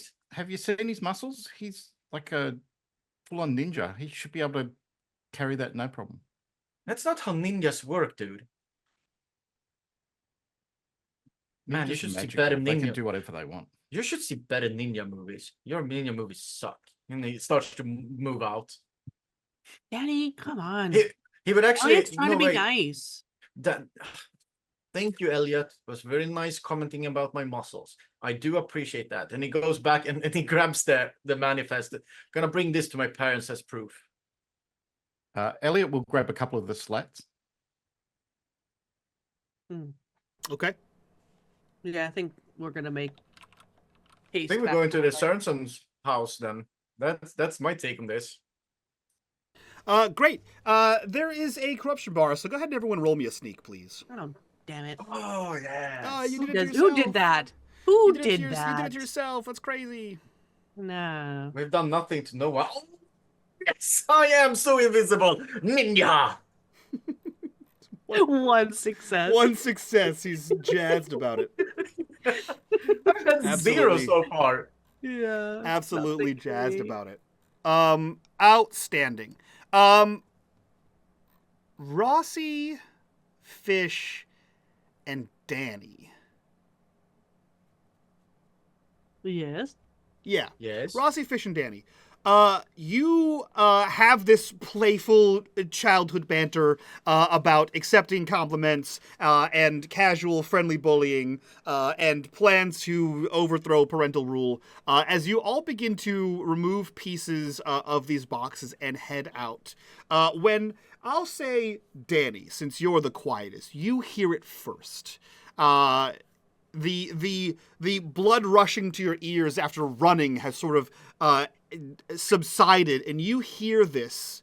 You hear a click, tap, tap, click, tap, tap, click, tap, tap, and you immediately stop, manifest in hand. And Rossy and Fish and hell, even Elliot, you see this happen. You see him sort of freeze in place. And Danny, you know without a shadow of a doubt, click, tap, tap, is the telltale sign of someone walking with a cane and nice leather-soled shoes. A person you have heard several times. I would throw up a hand like, shh, listen, you hear that? Scatter! And it would start to move to the side. What? That's all you get. You would get like, shh, stop. Like he stops and like, shh, listen. You hear that? Scatter. And then he starts to move away immediately. Like to wherever he's out of view. So do we hear something? You hear the click, tap, tap. What are the three of you do? Danny is hidden. He's hiding. What are the three of you doing? Like her face all the blood just drops from her face. She goes like totally white with fear. She's like, "Oh God, he's coming. He's gonna find us. We gotta hide." Shoot, Rossy's going to move behind the door and quietly and slowly try to push it shut and leave it like it just to make sure no one notices. Did it sound like the sound was approaching or just being in the vicinity? The click tap tap. You hear one of the glass doors close, whether it was the one into the school or whether it was the one out of the school. You're not entirely sure. But it doesn't seem like it's coming towards you, but it does seem like it's echoing within the rotunda. Danny would try to be out of view, but also sort of keep tabs on it because the end goal is to get out of the room before being, found out that they are in a room that they were not supposed to be in. So he's trying to look for an opportune moment to get out. Where does Elliot go? Elliot completely panics and jumps into the box that he was taking the slats out of. Perfect. Your face mounts. Tries to put the lid back on, yeah. face melts entirely off. That's what was fit. That was where Fish was gonna go. So I just wanted to confirm first. Okay, so both are in there. Just yeah, if there's six room enough for boxes. if there's room because you said it's 6 feet long. If there's room enough for both of us. There's also 6 boxes. You can just pop in a separate one. Mm. So we have a cute little box date. And we have Rossy The closing box the door. ghost. Yeah, we have Rossy trying to close the door, and Danny hiding. Great. So the two of you who are not in boxes get to hear something. You hear a voice you recognize, and a voice you don't. Rossy would recognize it. Yes. Rossy, you recognize both voices. And Danny, you recognize one of them. The one you recognize, Danny, is Vice Principal Gleason. You hear one voice say, "The preparations are nearly complete, Gleason. The soft spot is becoming more responsive." And the students are the students showing the potential that we anticipated? Indeed, the files we compiled have highlighted the prime candidates. Once the barrier weakens further, we begin the next phase. And the energy drain, the brownouts are starting to become noticeable. Necessary inconvenience. Each brownout brings us closer to opening the door. Soon the barrier they have set up will collapse, and our true work will begin. The loop, they're starting to ask questions. Is there? Leave them to me. We have control over some key figures. Distractions will be arranged. Just focus on maintaining order here within the school. Understood. And the kids who have been poking around? Yes. The curious ones. They will soon learn the consequences of meddling in matters far beyond their comprehension. It seems sooner than I anticipated, in fact. Let's adjourn to your office, Gleason. Tap, click, click, click, tap, tap, click, tap, tap. As they walk away, and you hear another glass door close. Danny and Rossy, you hear all of this. Fish and Elliot, you hear muffled conversation through your boxes. Rossy, soon you as are the sure door- they have left. Yeah, as soon as So Rossy knows Yeah. the character, but I'm honestly drawing a blank. That was Mr. LaBelle, right? It was not Mr. LaBelle. That was Mr. No, Black. then- Yeah, Danny would have recognized Mr. LaBelle, but Danny's never met Mr. Black. I can't remember when my character met Mr. Black. When we At were the at library. the library. Oh yeah. In the black room. Hmm. Wait. Your hand would be itching. Oh crap! That's the mirror. The mirror episode, yeah. It is. Hmm. So when Danny knows that the coast is clear, we sort of just go and sort of fling the lid off and like, Fish, we need to get out now. There's some guy out there talking to Principal Gleason, and it sounds like he's going to kill us. She'll throw off the lid and she will get out as quickly as she can. He talked about those like quantum mechanical things and like something about something else and weakening and opening a door and then he said that the curious kids will know the consequences, and every time they say that in movies they mean killing someone. I mean, fair point. Plus, this is a See, movie. even Elliot, see, this is why, Elliot, I love you. That's the best. See, if Elliot agrees with me, you know it's true. It's the first ring of hell is when Elliot and Danny come together and agree. Yeah, Fish is confused. Even though she just I am sounded putting arguing. rewatch in my notebooks, by the way. Fish is like, I opened the door, I opened the box, and I've clearly entered into an alternate dimension. Yeah, That's what's happening here. Yeah. Jesus. Yeah, she's gonna help Elliot out of the box that he's in, and then we should run for it.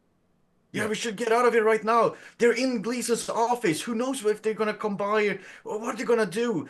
They were talking about the school students, like that we need to be, like experiments and stuff.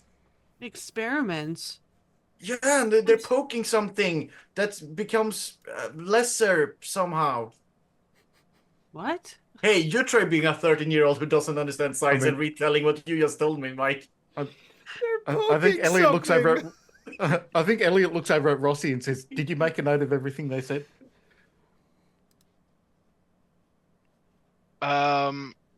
Mike, Yeah.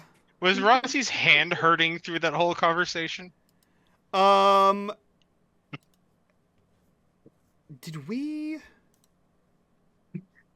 Did we discuss your hand hurting? Is that the thing we discussed back in We the never day? discussed anything on it, but he's got all I know is he's got a permanent scar from that mirror. You do And have on a permanent occasion scar. on occasion it hurts for some reason.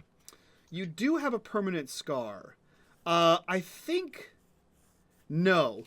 So someone else has an issue with their hand in relation to this, but that is a character who is also in the library but was not here today. So yours is something. Actually, you know what? Yeah, it would make sense. It would make sense for both of you to have that. Yeah, your scar does hurt.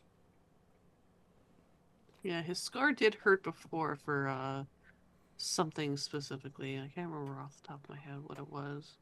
I think Yeah, it was last Glenbrook episode. We had a moment where Rossy's hand started hurting. Just I was joking. It was kind of like BG3 Shadowheart. Yes. Where it's just like Yes. Okay, cool. Thanks for the reminder. In that case, your hand is not hurt. I knew I made your hand hurt recently for something, and I could not remember what it was. Now I do. It was last episode, and so no, your hand is not hurt currently. Last episode he was in was static contact. Yes. Yes. Good. I also say yes. Yes. yes, Good. yes. I agree with Danny. I approve. Shock and awe. We have officially proven that hell is real. Then, Okay, yes, so guys, Rossy would have tried to quickly write down everything he remembered as soon as they walked off. So guys, what do you want to do? Where should we go? Hide out? My house? Somewhere else? What are we doing? He mainly looks at Fish while half shouting this, like stage whispering at this point. Maybe let's just go to your house. Okay, right. Let's go like now while they're in the office. We'll take our bikes, leave the boxes. I'll take the manifest and we'll go. At least I can get something with that, and then we can hide at my place. I don't know. I don't think my parents will let anything happen to us. Pretty sure they do actually like me, and he looks at Elliot. Becoming less sure as the day goes on. Yeah, pretty sure? Doesn't sound so sure. Well, That's what someone who isn't sure would say. Okay, so Danny will go to the door and try to sort of, peek it open to make sure that there is no other obvious adult that could bust them. And once the coast is clear, he will head for his bike. Okay. Yeah, you look out and the coast is clear. All of you can easily access your bikes and head to the Sorensen home. Is that where everyone's going? No detours, nothing like that? In Danny's mind, that's where we're going. So Unless if you anyone want us else to wants detour somewhere. Do you want us to derail into space, perhaps? This is your show. I'm just here for the ride, guys. So the four of you hop on your various bicycles and pedal to the Sorensen house. Now, this is the first time a few of you have been here, correct? I think some people have been Only in around the my episode house, that but never won't be inside mentioned. my house. Yeah. Rossy hasn't been here. Yeah, I think it was Fish, Yeah. Fish, John, and Shane were the ones that have been here. Yeah, somewhere inside the house, but weren't like. We I were, like, think there was invisible another or episode something. early on where The people episode were that no one will talk Rossy- outside about my ever house. again. Rossi gave Danny a No. note in the episode where they were at the Radio Shack. We threw Yeah, I rocks think at it- Danny's window. Exactly yeah. that episode. You Yeah. threw rocks at my window to get my attention to get Elliot me to come hasn't been out. here. Mhm. No, Yes. so Elliot has never been here. Yes, that is correct. So I've seen Elliot it in has- movies. Mhm. It's creepy, man. Don't have cameras in my house. Yeah, next at 6, the nighttime episode is when you threw rocks at it. So, Exactly. so Elliot has never been here. Rossi has been to the outside. So you all kind of know where each other lives, being friends, more or Yeah. less.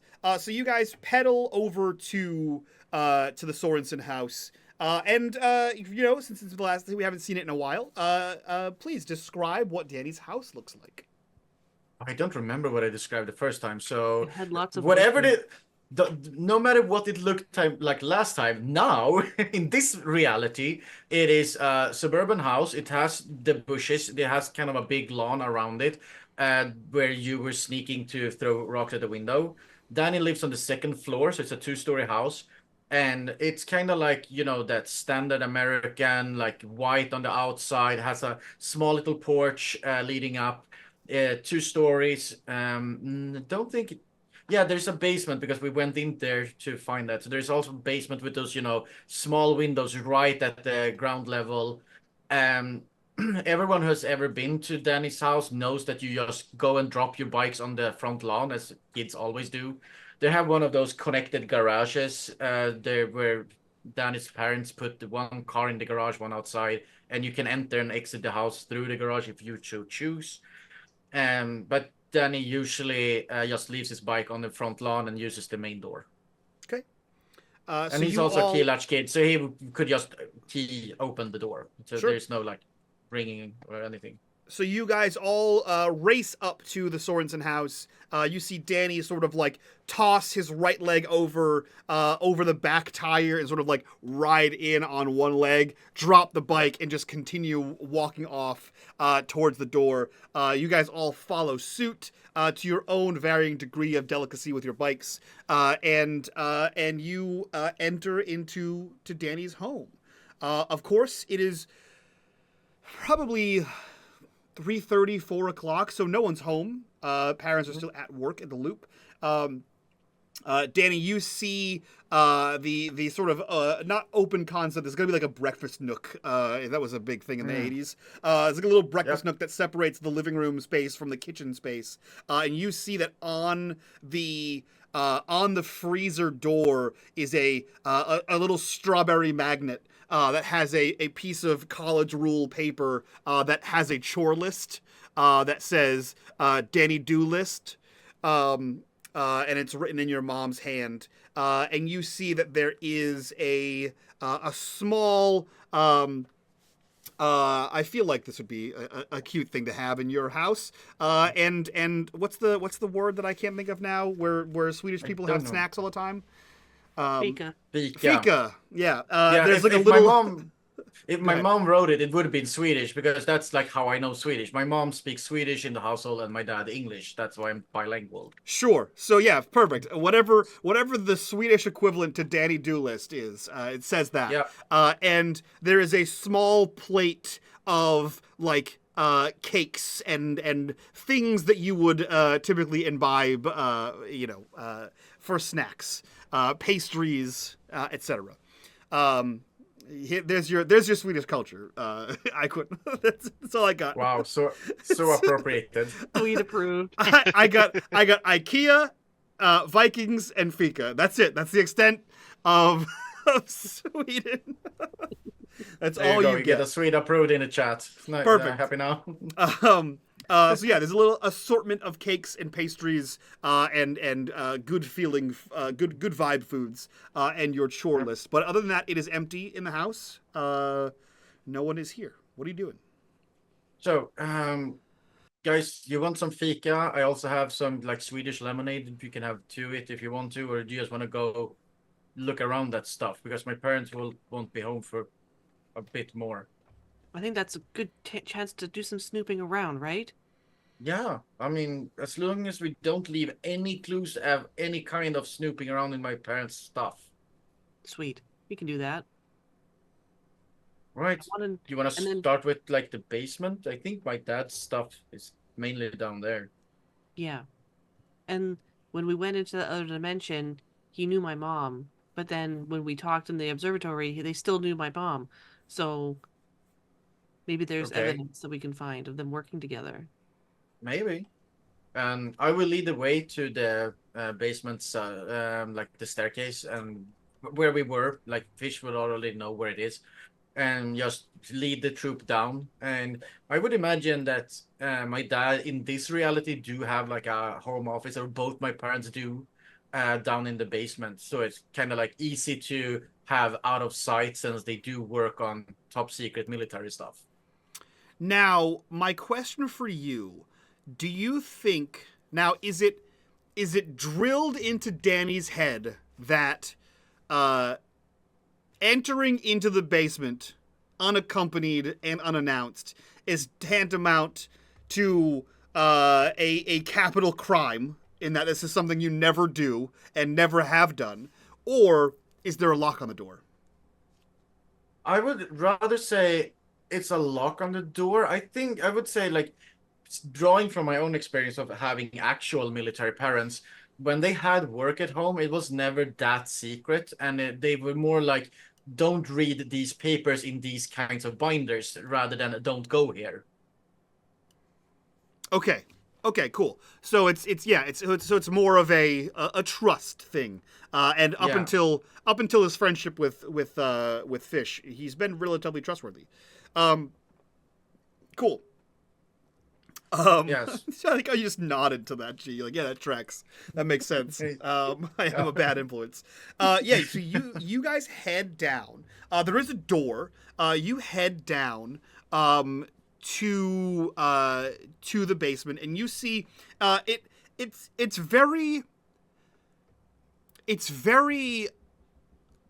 governmental, right? Like there is a facsimile of a home upstairs, where there's like, a family heirloom cushion or something, or family albums and family photos, and trips back to Sweden and that kind of thing. It's homey upstairs. This is not.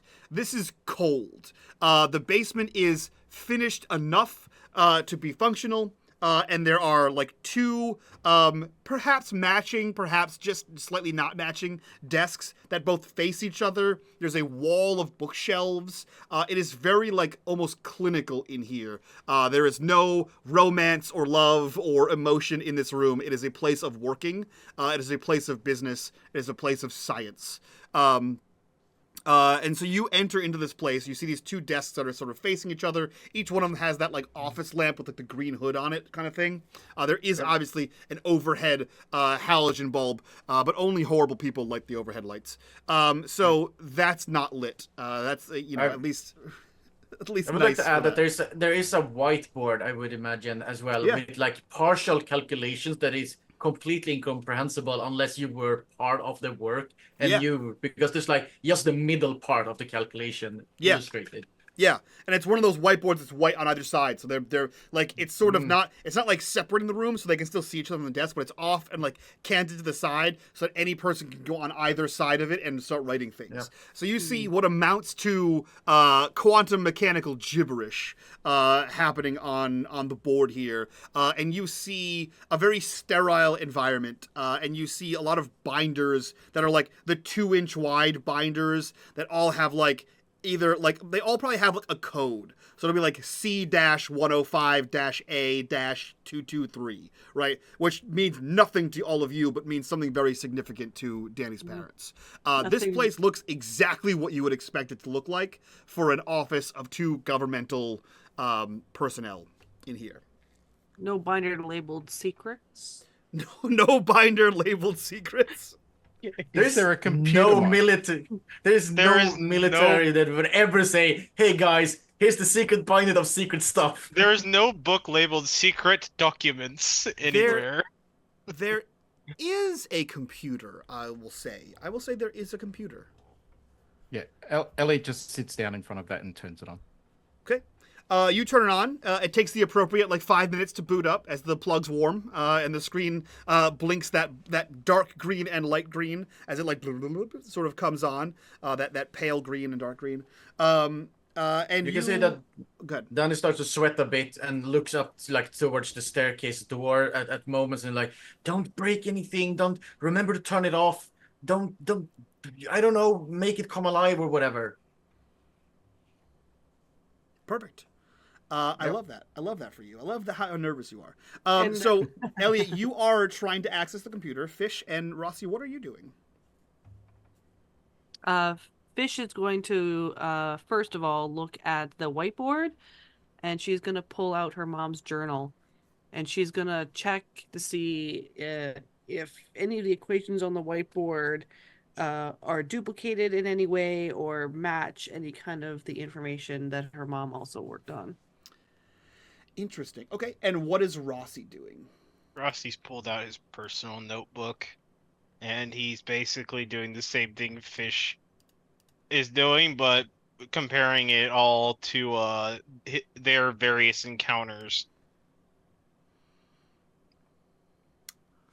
Okay, so you're okay. All right, cool. I like that. So I need a comprehend from both Rossy and Fish. And Elliot, if you're trying to access the computer in a meaningful way, I will need a program. What's with all the zeros today? Yeah, because I'm using my mom's journal, I get to use my iconic item. I'm Yeah, going. this is also this is my iconic item too. Yeah, so roll with your +2. So just roll a +2 there. I'm spending a luck to re-roll, and I got 2 successes. Hell yeah. So for Rossy, if you're using your iconic item, just roll me 2d6 to see if either one of those are a 6. Like, Elliot's tapping away on the computer, and he just calls over, Danny, what's the pet name your 5 parents and have 1. for you? Pet name? They call me Danny, as you guys do. No, they must have a pet name for you, something that your mum calls you when Winky. she's being cute. It's I don't know, just try Danne, with an E and not a Y. It's just you Americans who say it like Y. No, I tried that. There must be something else. And I think he's already accessed things, but he's just trying to get Danny to say something embarrassing. Perfect. Yeah, absolutely. You have you've accessed the computer. In fact, it was more of a turning it on, and the computer itself didn't have a passcode. Oh, So no what you 2FA? what you do find is that there are several folders on the computer. Each of them has a passcode. So there's basic level of stuff in here, but there are several password protected. And again, this is all in Unix, right? So you're -ls blah blah blah, and it's list the contents of the folder as you so go close. through. What? It's LS then dash. Oh, So sorry. close. It's been a minute since I've coded Unix, you nerd. Yeah, Mike. So you list out the folders, and as you try to access the folders, most of them are getting you a prompt that comes up that will have a white terminal marker for you to enter a password in. So you can access several pieces of the computer, but most of it's home finances and the general basic things you might use a computer for. And you can assume because the folder names sort of match the same naming convention as some of the folders on the binders rather in the bookshelf, that these folders must be work related, and those ones are all password protected. All right, so no successes for Rossy. So you look through this stuff and you don't see anything that looks familiar to you. Fish, you roll, you get 2 successes, and you're looking specifically for what again? If anything that they are working on matches stuff in my mom's journal. If they were working on the same things. Right, because you actually have your mom's actual journal. Yeah, that's her iconic item. Yeah. Okay. Very interesting. Yeah, so your mom's private journal wouldn't contain. It may contain snippets of errant like formulaic procedures that she was like noodling on in her head with no context other than she would know what it is. It's her private diary or her private journal. It doesn't go into details about what's going on. It does work like a almost like a diary where it talks about like her fears of things and like projects that she's working on and like so and so at work, blah blah blah, right? Like a burn book, I imagine. Can I pivot the question a little Yeah. bit then? Can I look through the journal and see if other than like the equations on the whiteboard, can I see if any other like keywords jump out, like Project Stargate, Gemini, fractal terrestrial tessellations, and neural net. Don't forget quantum mechanics. And gondola wish. Yeah. Yeah, neural net, anything like that. Yeah, you begin to look through for all of the like prime words of the strange things you've detected.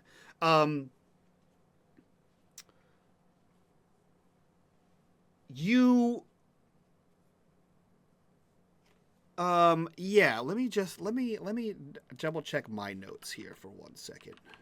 Yeah, because the letters that she read in the Faux Sorensen's basement was that they were working on the fractal test, like the terrestrial tessellation project together. Yes. Right, and then Mr. Sorensen also had the schematics for the box device. Correct. In the Faux Sorensens. Yes. Yeah. You see how good at math is Fish? Well, her mind is 4. She's not like how Iquin is good at math or you're good at math, but like what grade is she in, right? She's okay. She's probably a solid B+ math student. All right, cool. So with 2 successes on comprehend, here's what I'll tell you. Okay. You see something written here. It doesn't seem to be part of an equation on either the whiteboard or in the notebook. You don't find any of the word. The whiteboard is mostly equation work. Occasionally there's a note scribbled there. But you do see something referenced in both of them. And it takes you a minute to understand what you're seeing because it sort of just blends in with everything. You see an italicized X. However, what makes it different is you see an italicized capital X. And most often you have seen, an italicized capital X in parentheses. Normally you've seen X as a variable, like X plus Y equals whatever the hell, right? This does not appear in a formulaic equation. And the only other time that you can think of seeing X in like a parenthetical X is in reference to the equation f parentheses x, right? So the function of x. This is not that. There is no f there. This is just a capital X italicized in parentheses. And with your 2 successes in comprehend, this sticks out to you as strange as it doesn't quite fit into these mechanical theories or these equations that are happening here. And you realize that this X, this symbol with the parentheses, capitalized, italicized, etc., is not a part of the equation. It is a name, as in Project X. Your mother was working on something to do with Project X, and the Sorensens are currently working on something to do with Project X. Sorry, I see this X in the journal and on the whiteboard? And on the whiteboard. Oh.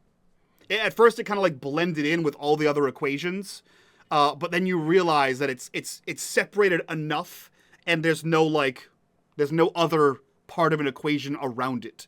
So it's like almost like a label. Yeah. And you see it referenced, the same symbol referenced in your mom's diary.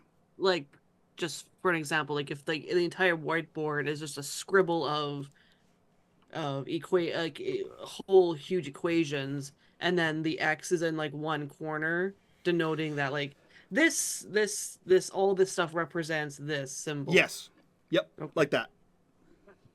Okay. Look at this. Rossy. Hmm? She's gonna.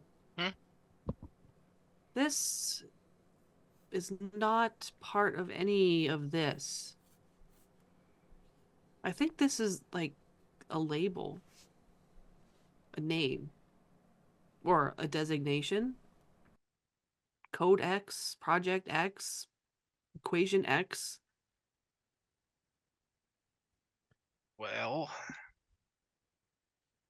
And it's also in my mom's journal. In the context of my mom's journal, can I get some kind of context for that? Yes. That was her last project. So so she's like, my last project is Project X, or No, the last projects she discusses working on. So, like, in reference to her projects, X is whatever she worked on when she died. Okay. So if it's like a personal, it's like, oh, today, like we broke ground on X.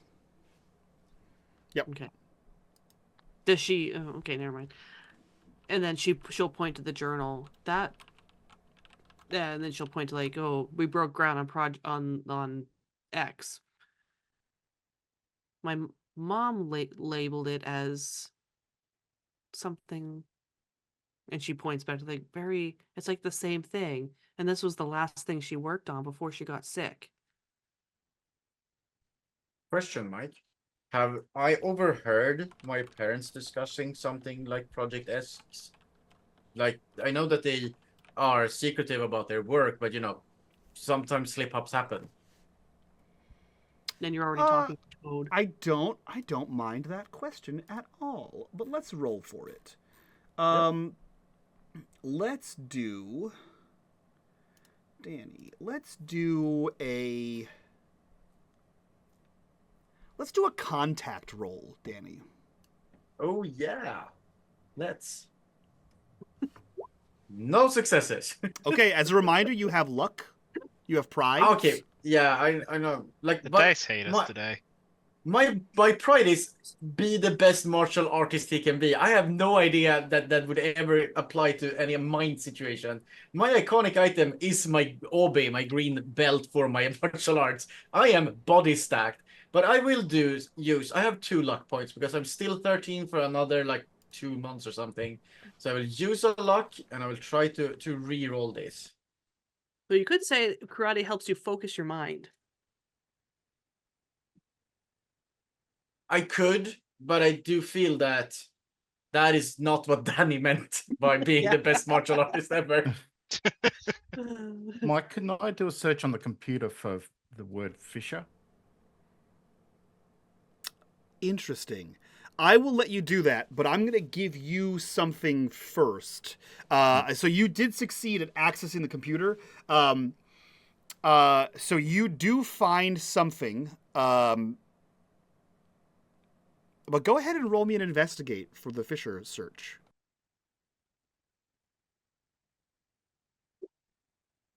Man, Mm-hmm. these are mediocre rolls.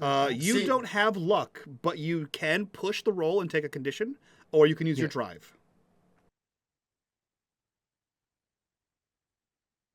See, this is why we don't go against top secret military organizations. I'll use my pride. What is your pride for the audience here? I've watched 1,000 movies. I know I can do anything I've seen in the movies. I absolutely love that. Hack the planet. Hack the planet.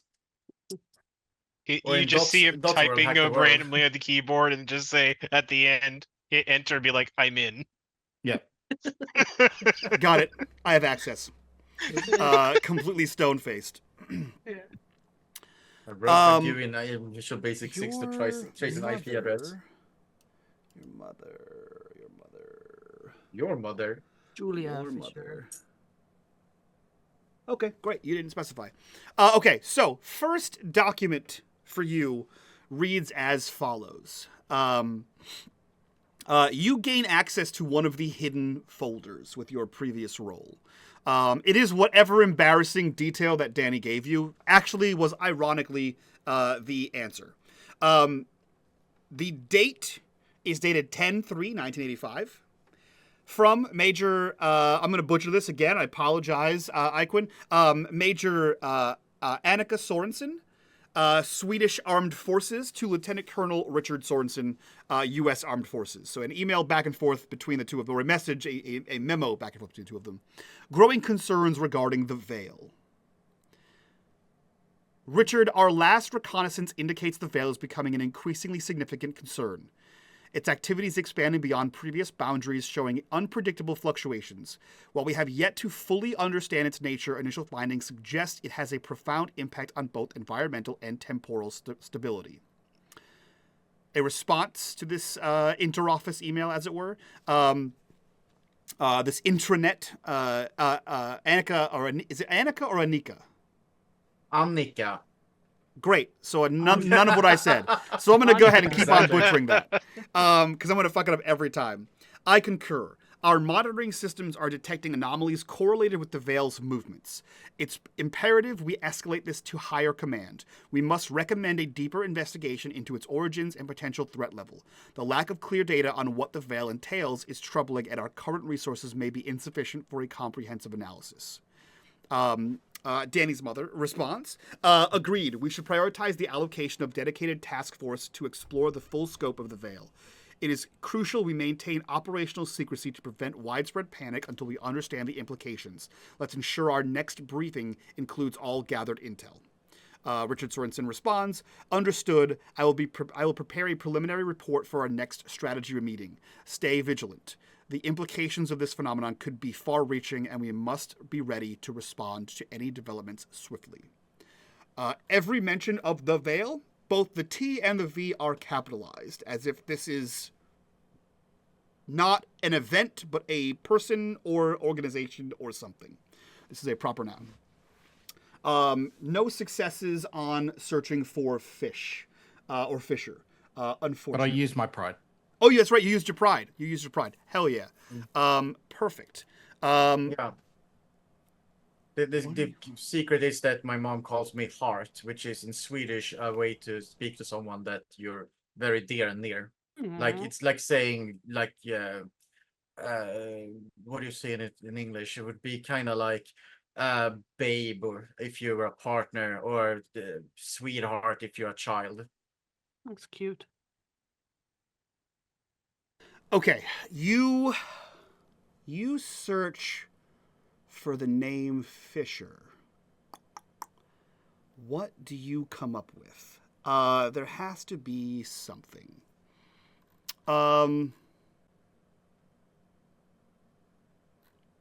Shit, that's a good search. I don't have ready-made lore for that one.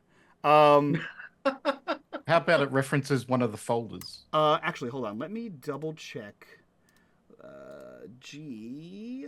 Willikers. I should let my players decide where we're going with these adventures. It's an amazing idea. How can this ever go wrong? How can this ever? You told me, hey, we're going here, and then you fucking Kansas City shuffled me and went somewhere else entirely. How could you not expect that? I don't know. I trusted you. But we're back to the box. Why would you? I don't know. Actually on the box. We are on the box thing right now. 19. Yeah, nowhere near where I expected you to be in this box thing. All right, 1990. Okay, great.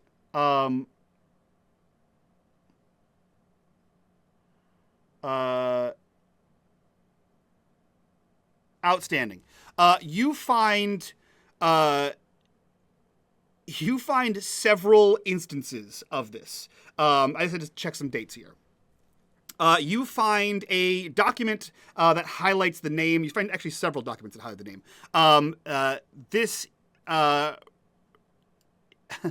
You find 3 documents labeled Fisher One Fisher J that is labeled 75 to 80. You find one that is Fisher G that is just labeled 80. And you find one that is Fisher J labeled 85. The Fisher J 75 to 80, the part that sticks out to you is that it says Julia's last project involved testing the effects of high energy particles on temporal anomalies.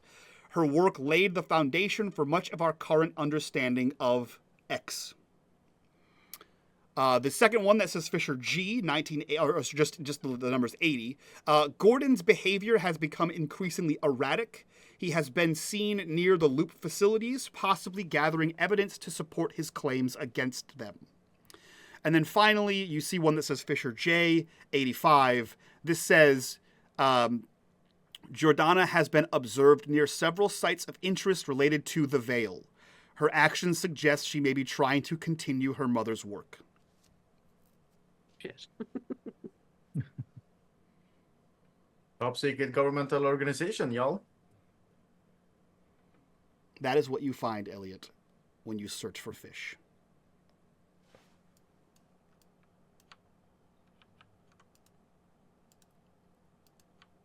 He calls fish over and just shows them to him.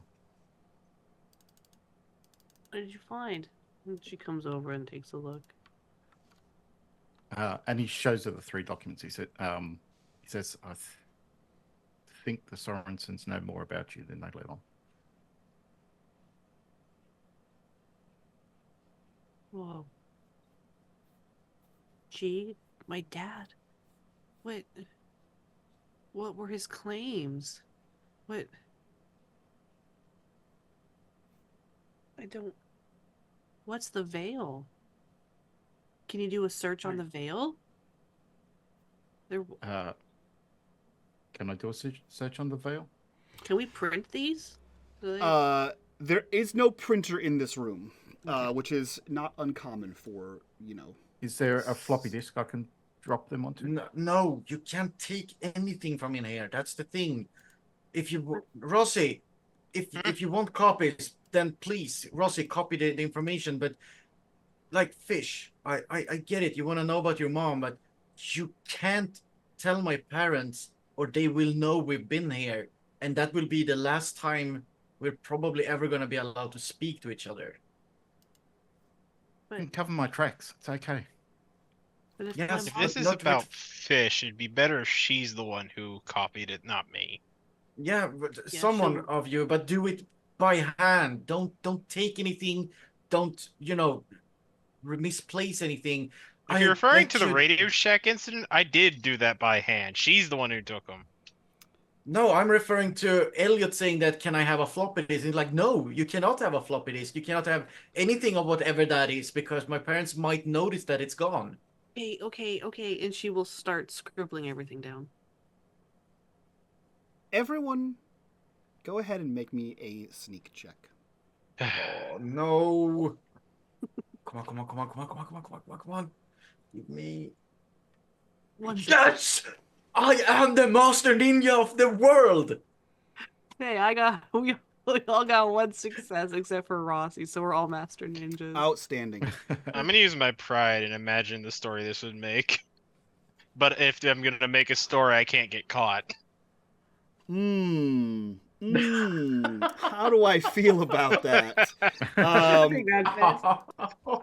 Can't read Ooh. the story if no one's gonna read the story if he's in jail Yeah. or in a military prison. Well, your drive is to be a journalist and write books of your own. Mm-hmm. I And this is journalism. I don't know that journalism is going to help you with a sneak roll here.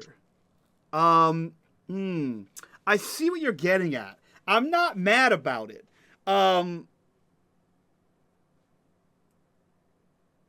Here's what I'll say. I will give you a vague devil's bargain. You can succeed in a way that the Sorenses know someone has been in here but will be unable to track to whom has been in here. They'll know someone accessed this room, but they will not know it was you.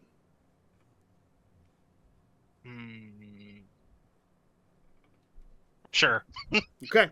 So here's what I'll say.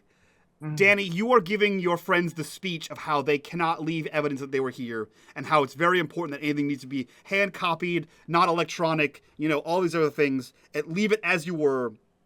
And you hear the tires rolling up the driveway as one, if not both, of your parents has returned home. And shit. There's approximately 45 seconds before they get from the car to the door, open the door, and find you. Shit, we need to go, move. And he will just slam the power button on the computer, not even caring, starting to physically push people up toward the stairs. We have seconds, up. Yep, she will curry. You all make it out of the basement. A little bit sweaty, a little bit worse for the wear. Some of you anxious as the Sorensens enter their home, see all of you, and welcome you to their house, and invite you to dinner. The camera pans down. Rossy, on the floor in front of the whiteboard, approximately where you were standing, where you rummaged through your bag and pulled out your steno pad. What's on the floor that you dropped? I would say it's the shard to the mirror. Out fucking standing. I couldn't have planned that if I tried. That's the worst thing you could have left. Hell yeah. Devil's Exactly why I bargain said let's leave it. all the way. You gave me Absolutely. the option. End of episode. That is where we will wrap up this episode. I'm ending the episode right now. Hell yeah. That is the best thing you could have possibly left. It's only truly just to screw with G. That is the worst item to have left here.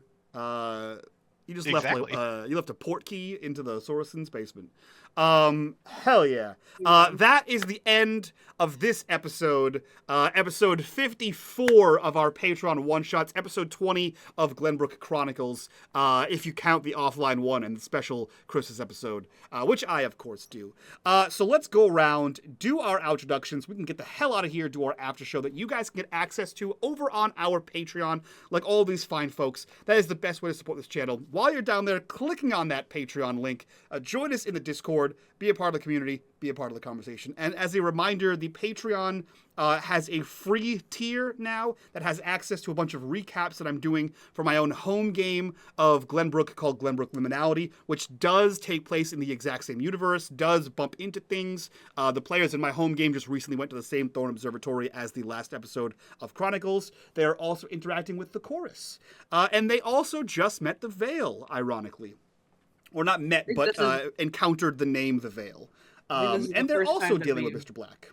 So this is the first time we've heard about it. That's true. That is true. The Veil is a faction that you have not heard about yet, and you have just been introduced to them. Do all those fun things. Join us over there. But for now, let's do our introductions so we can get the hell out of here. We will start with what is the greatest gift giver of the episode. Matt, who are you? Where can we find you on the internet? And what are you up to? I'm Matt or D. You can find me on the Patreon one-shots in the Patreon campaign as Saylets, the God of the Hunt, and you can find me in Mike's Discord and other various places of the internet. Hell freaking yeah. Hell yeah. The Master Clue Finder, Snow, who are you? Where can we find you on the internet? What are you up to? I'm Normal Snow. Likewise, I'm in the one-shots and the Patreon campaign, and sometimes in the Discord. Hell yeah. And the stealthiest ninja from here to Sweden, Iquin, who are you? Where can we find you on the internet, and what are you up to? Well, hello. I'm actually Swedish, and I'm Iquin. I hang out in the Discord. I run the unMadeGaming Mastodon. I do make some art together with Drathir or Melissa that was in the previous game. And I am also hosting non-streamed games sometimes. So if you look in Mike's Discord in the Looking for group, I usually post there when I want players. And I play a lot of horror, Call of Cthulhu. So if you like that, you can just hit me up and I'll let you probably be in my next game. Hell yeah. And the best planner and worst follow-througher. G, who are you and where can we find you on the internet? What are you up to? Hi. I'm G, the friendly neighborhood lightning invoker. You can find me on all things unMadeGaming for modding during the regular streams and everything for Patreon. You'll see me tomorrow for Mundus Novus with Melissa. And next weekend we have our rescheduled. We have one shots, one episode, and then we have the Rise next, the one after that. And I'm in Age of Always, whenever that's going to be scheduled next. And all the time in the Discord. Yeah. Hell frickin' yeah. That's it for all of us. Thank you so much for being here. Thank you so much for being a part of this ride. But that's it from us. We'll see you guys next time. So from all of us, you guys, bye-bye.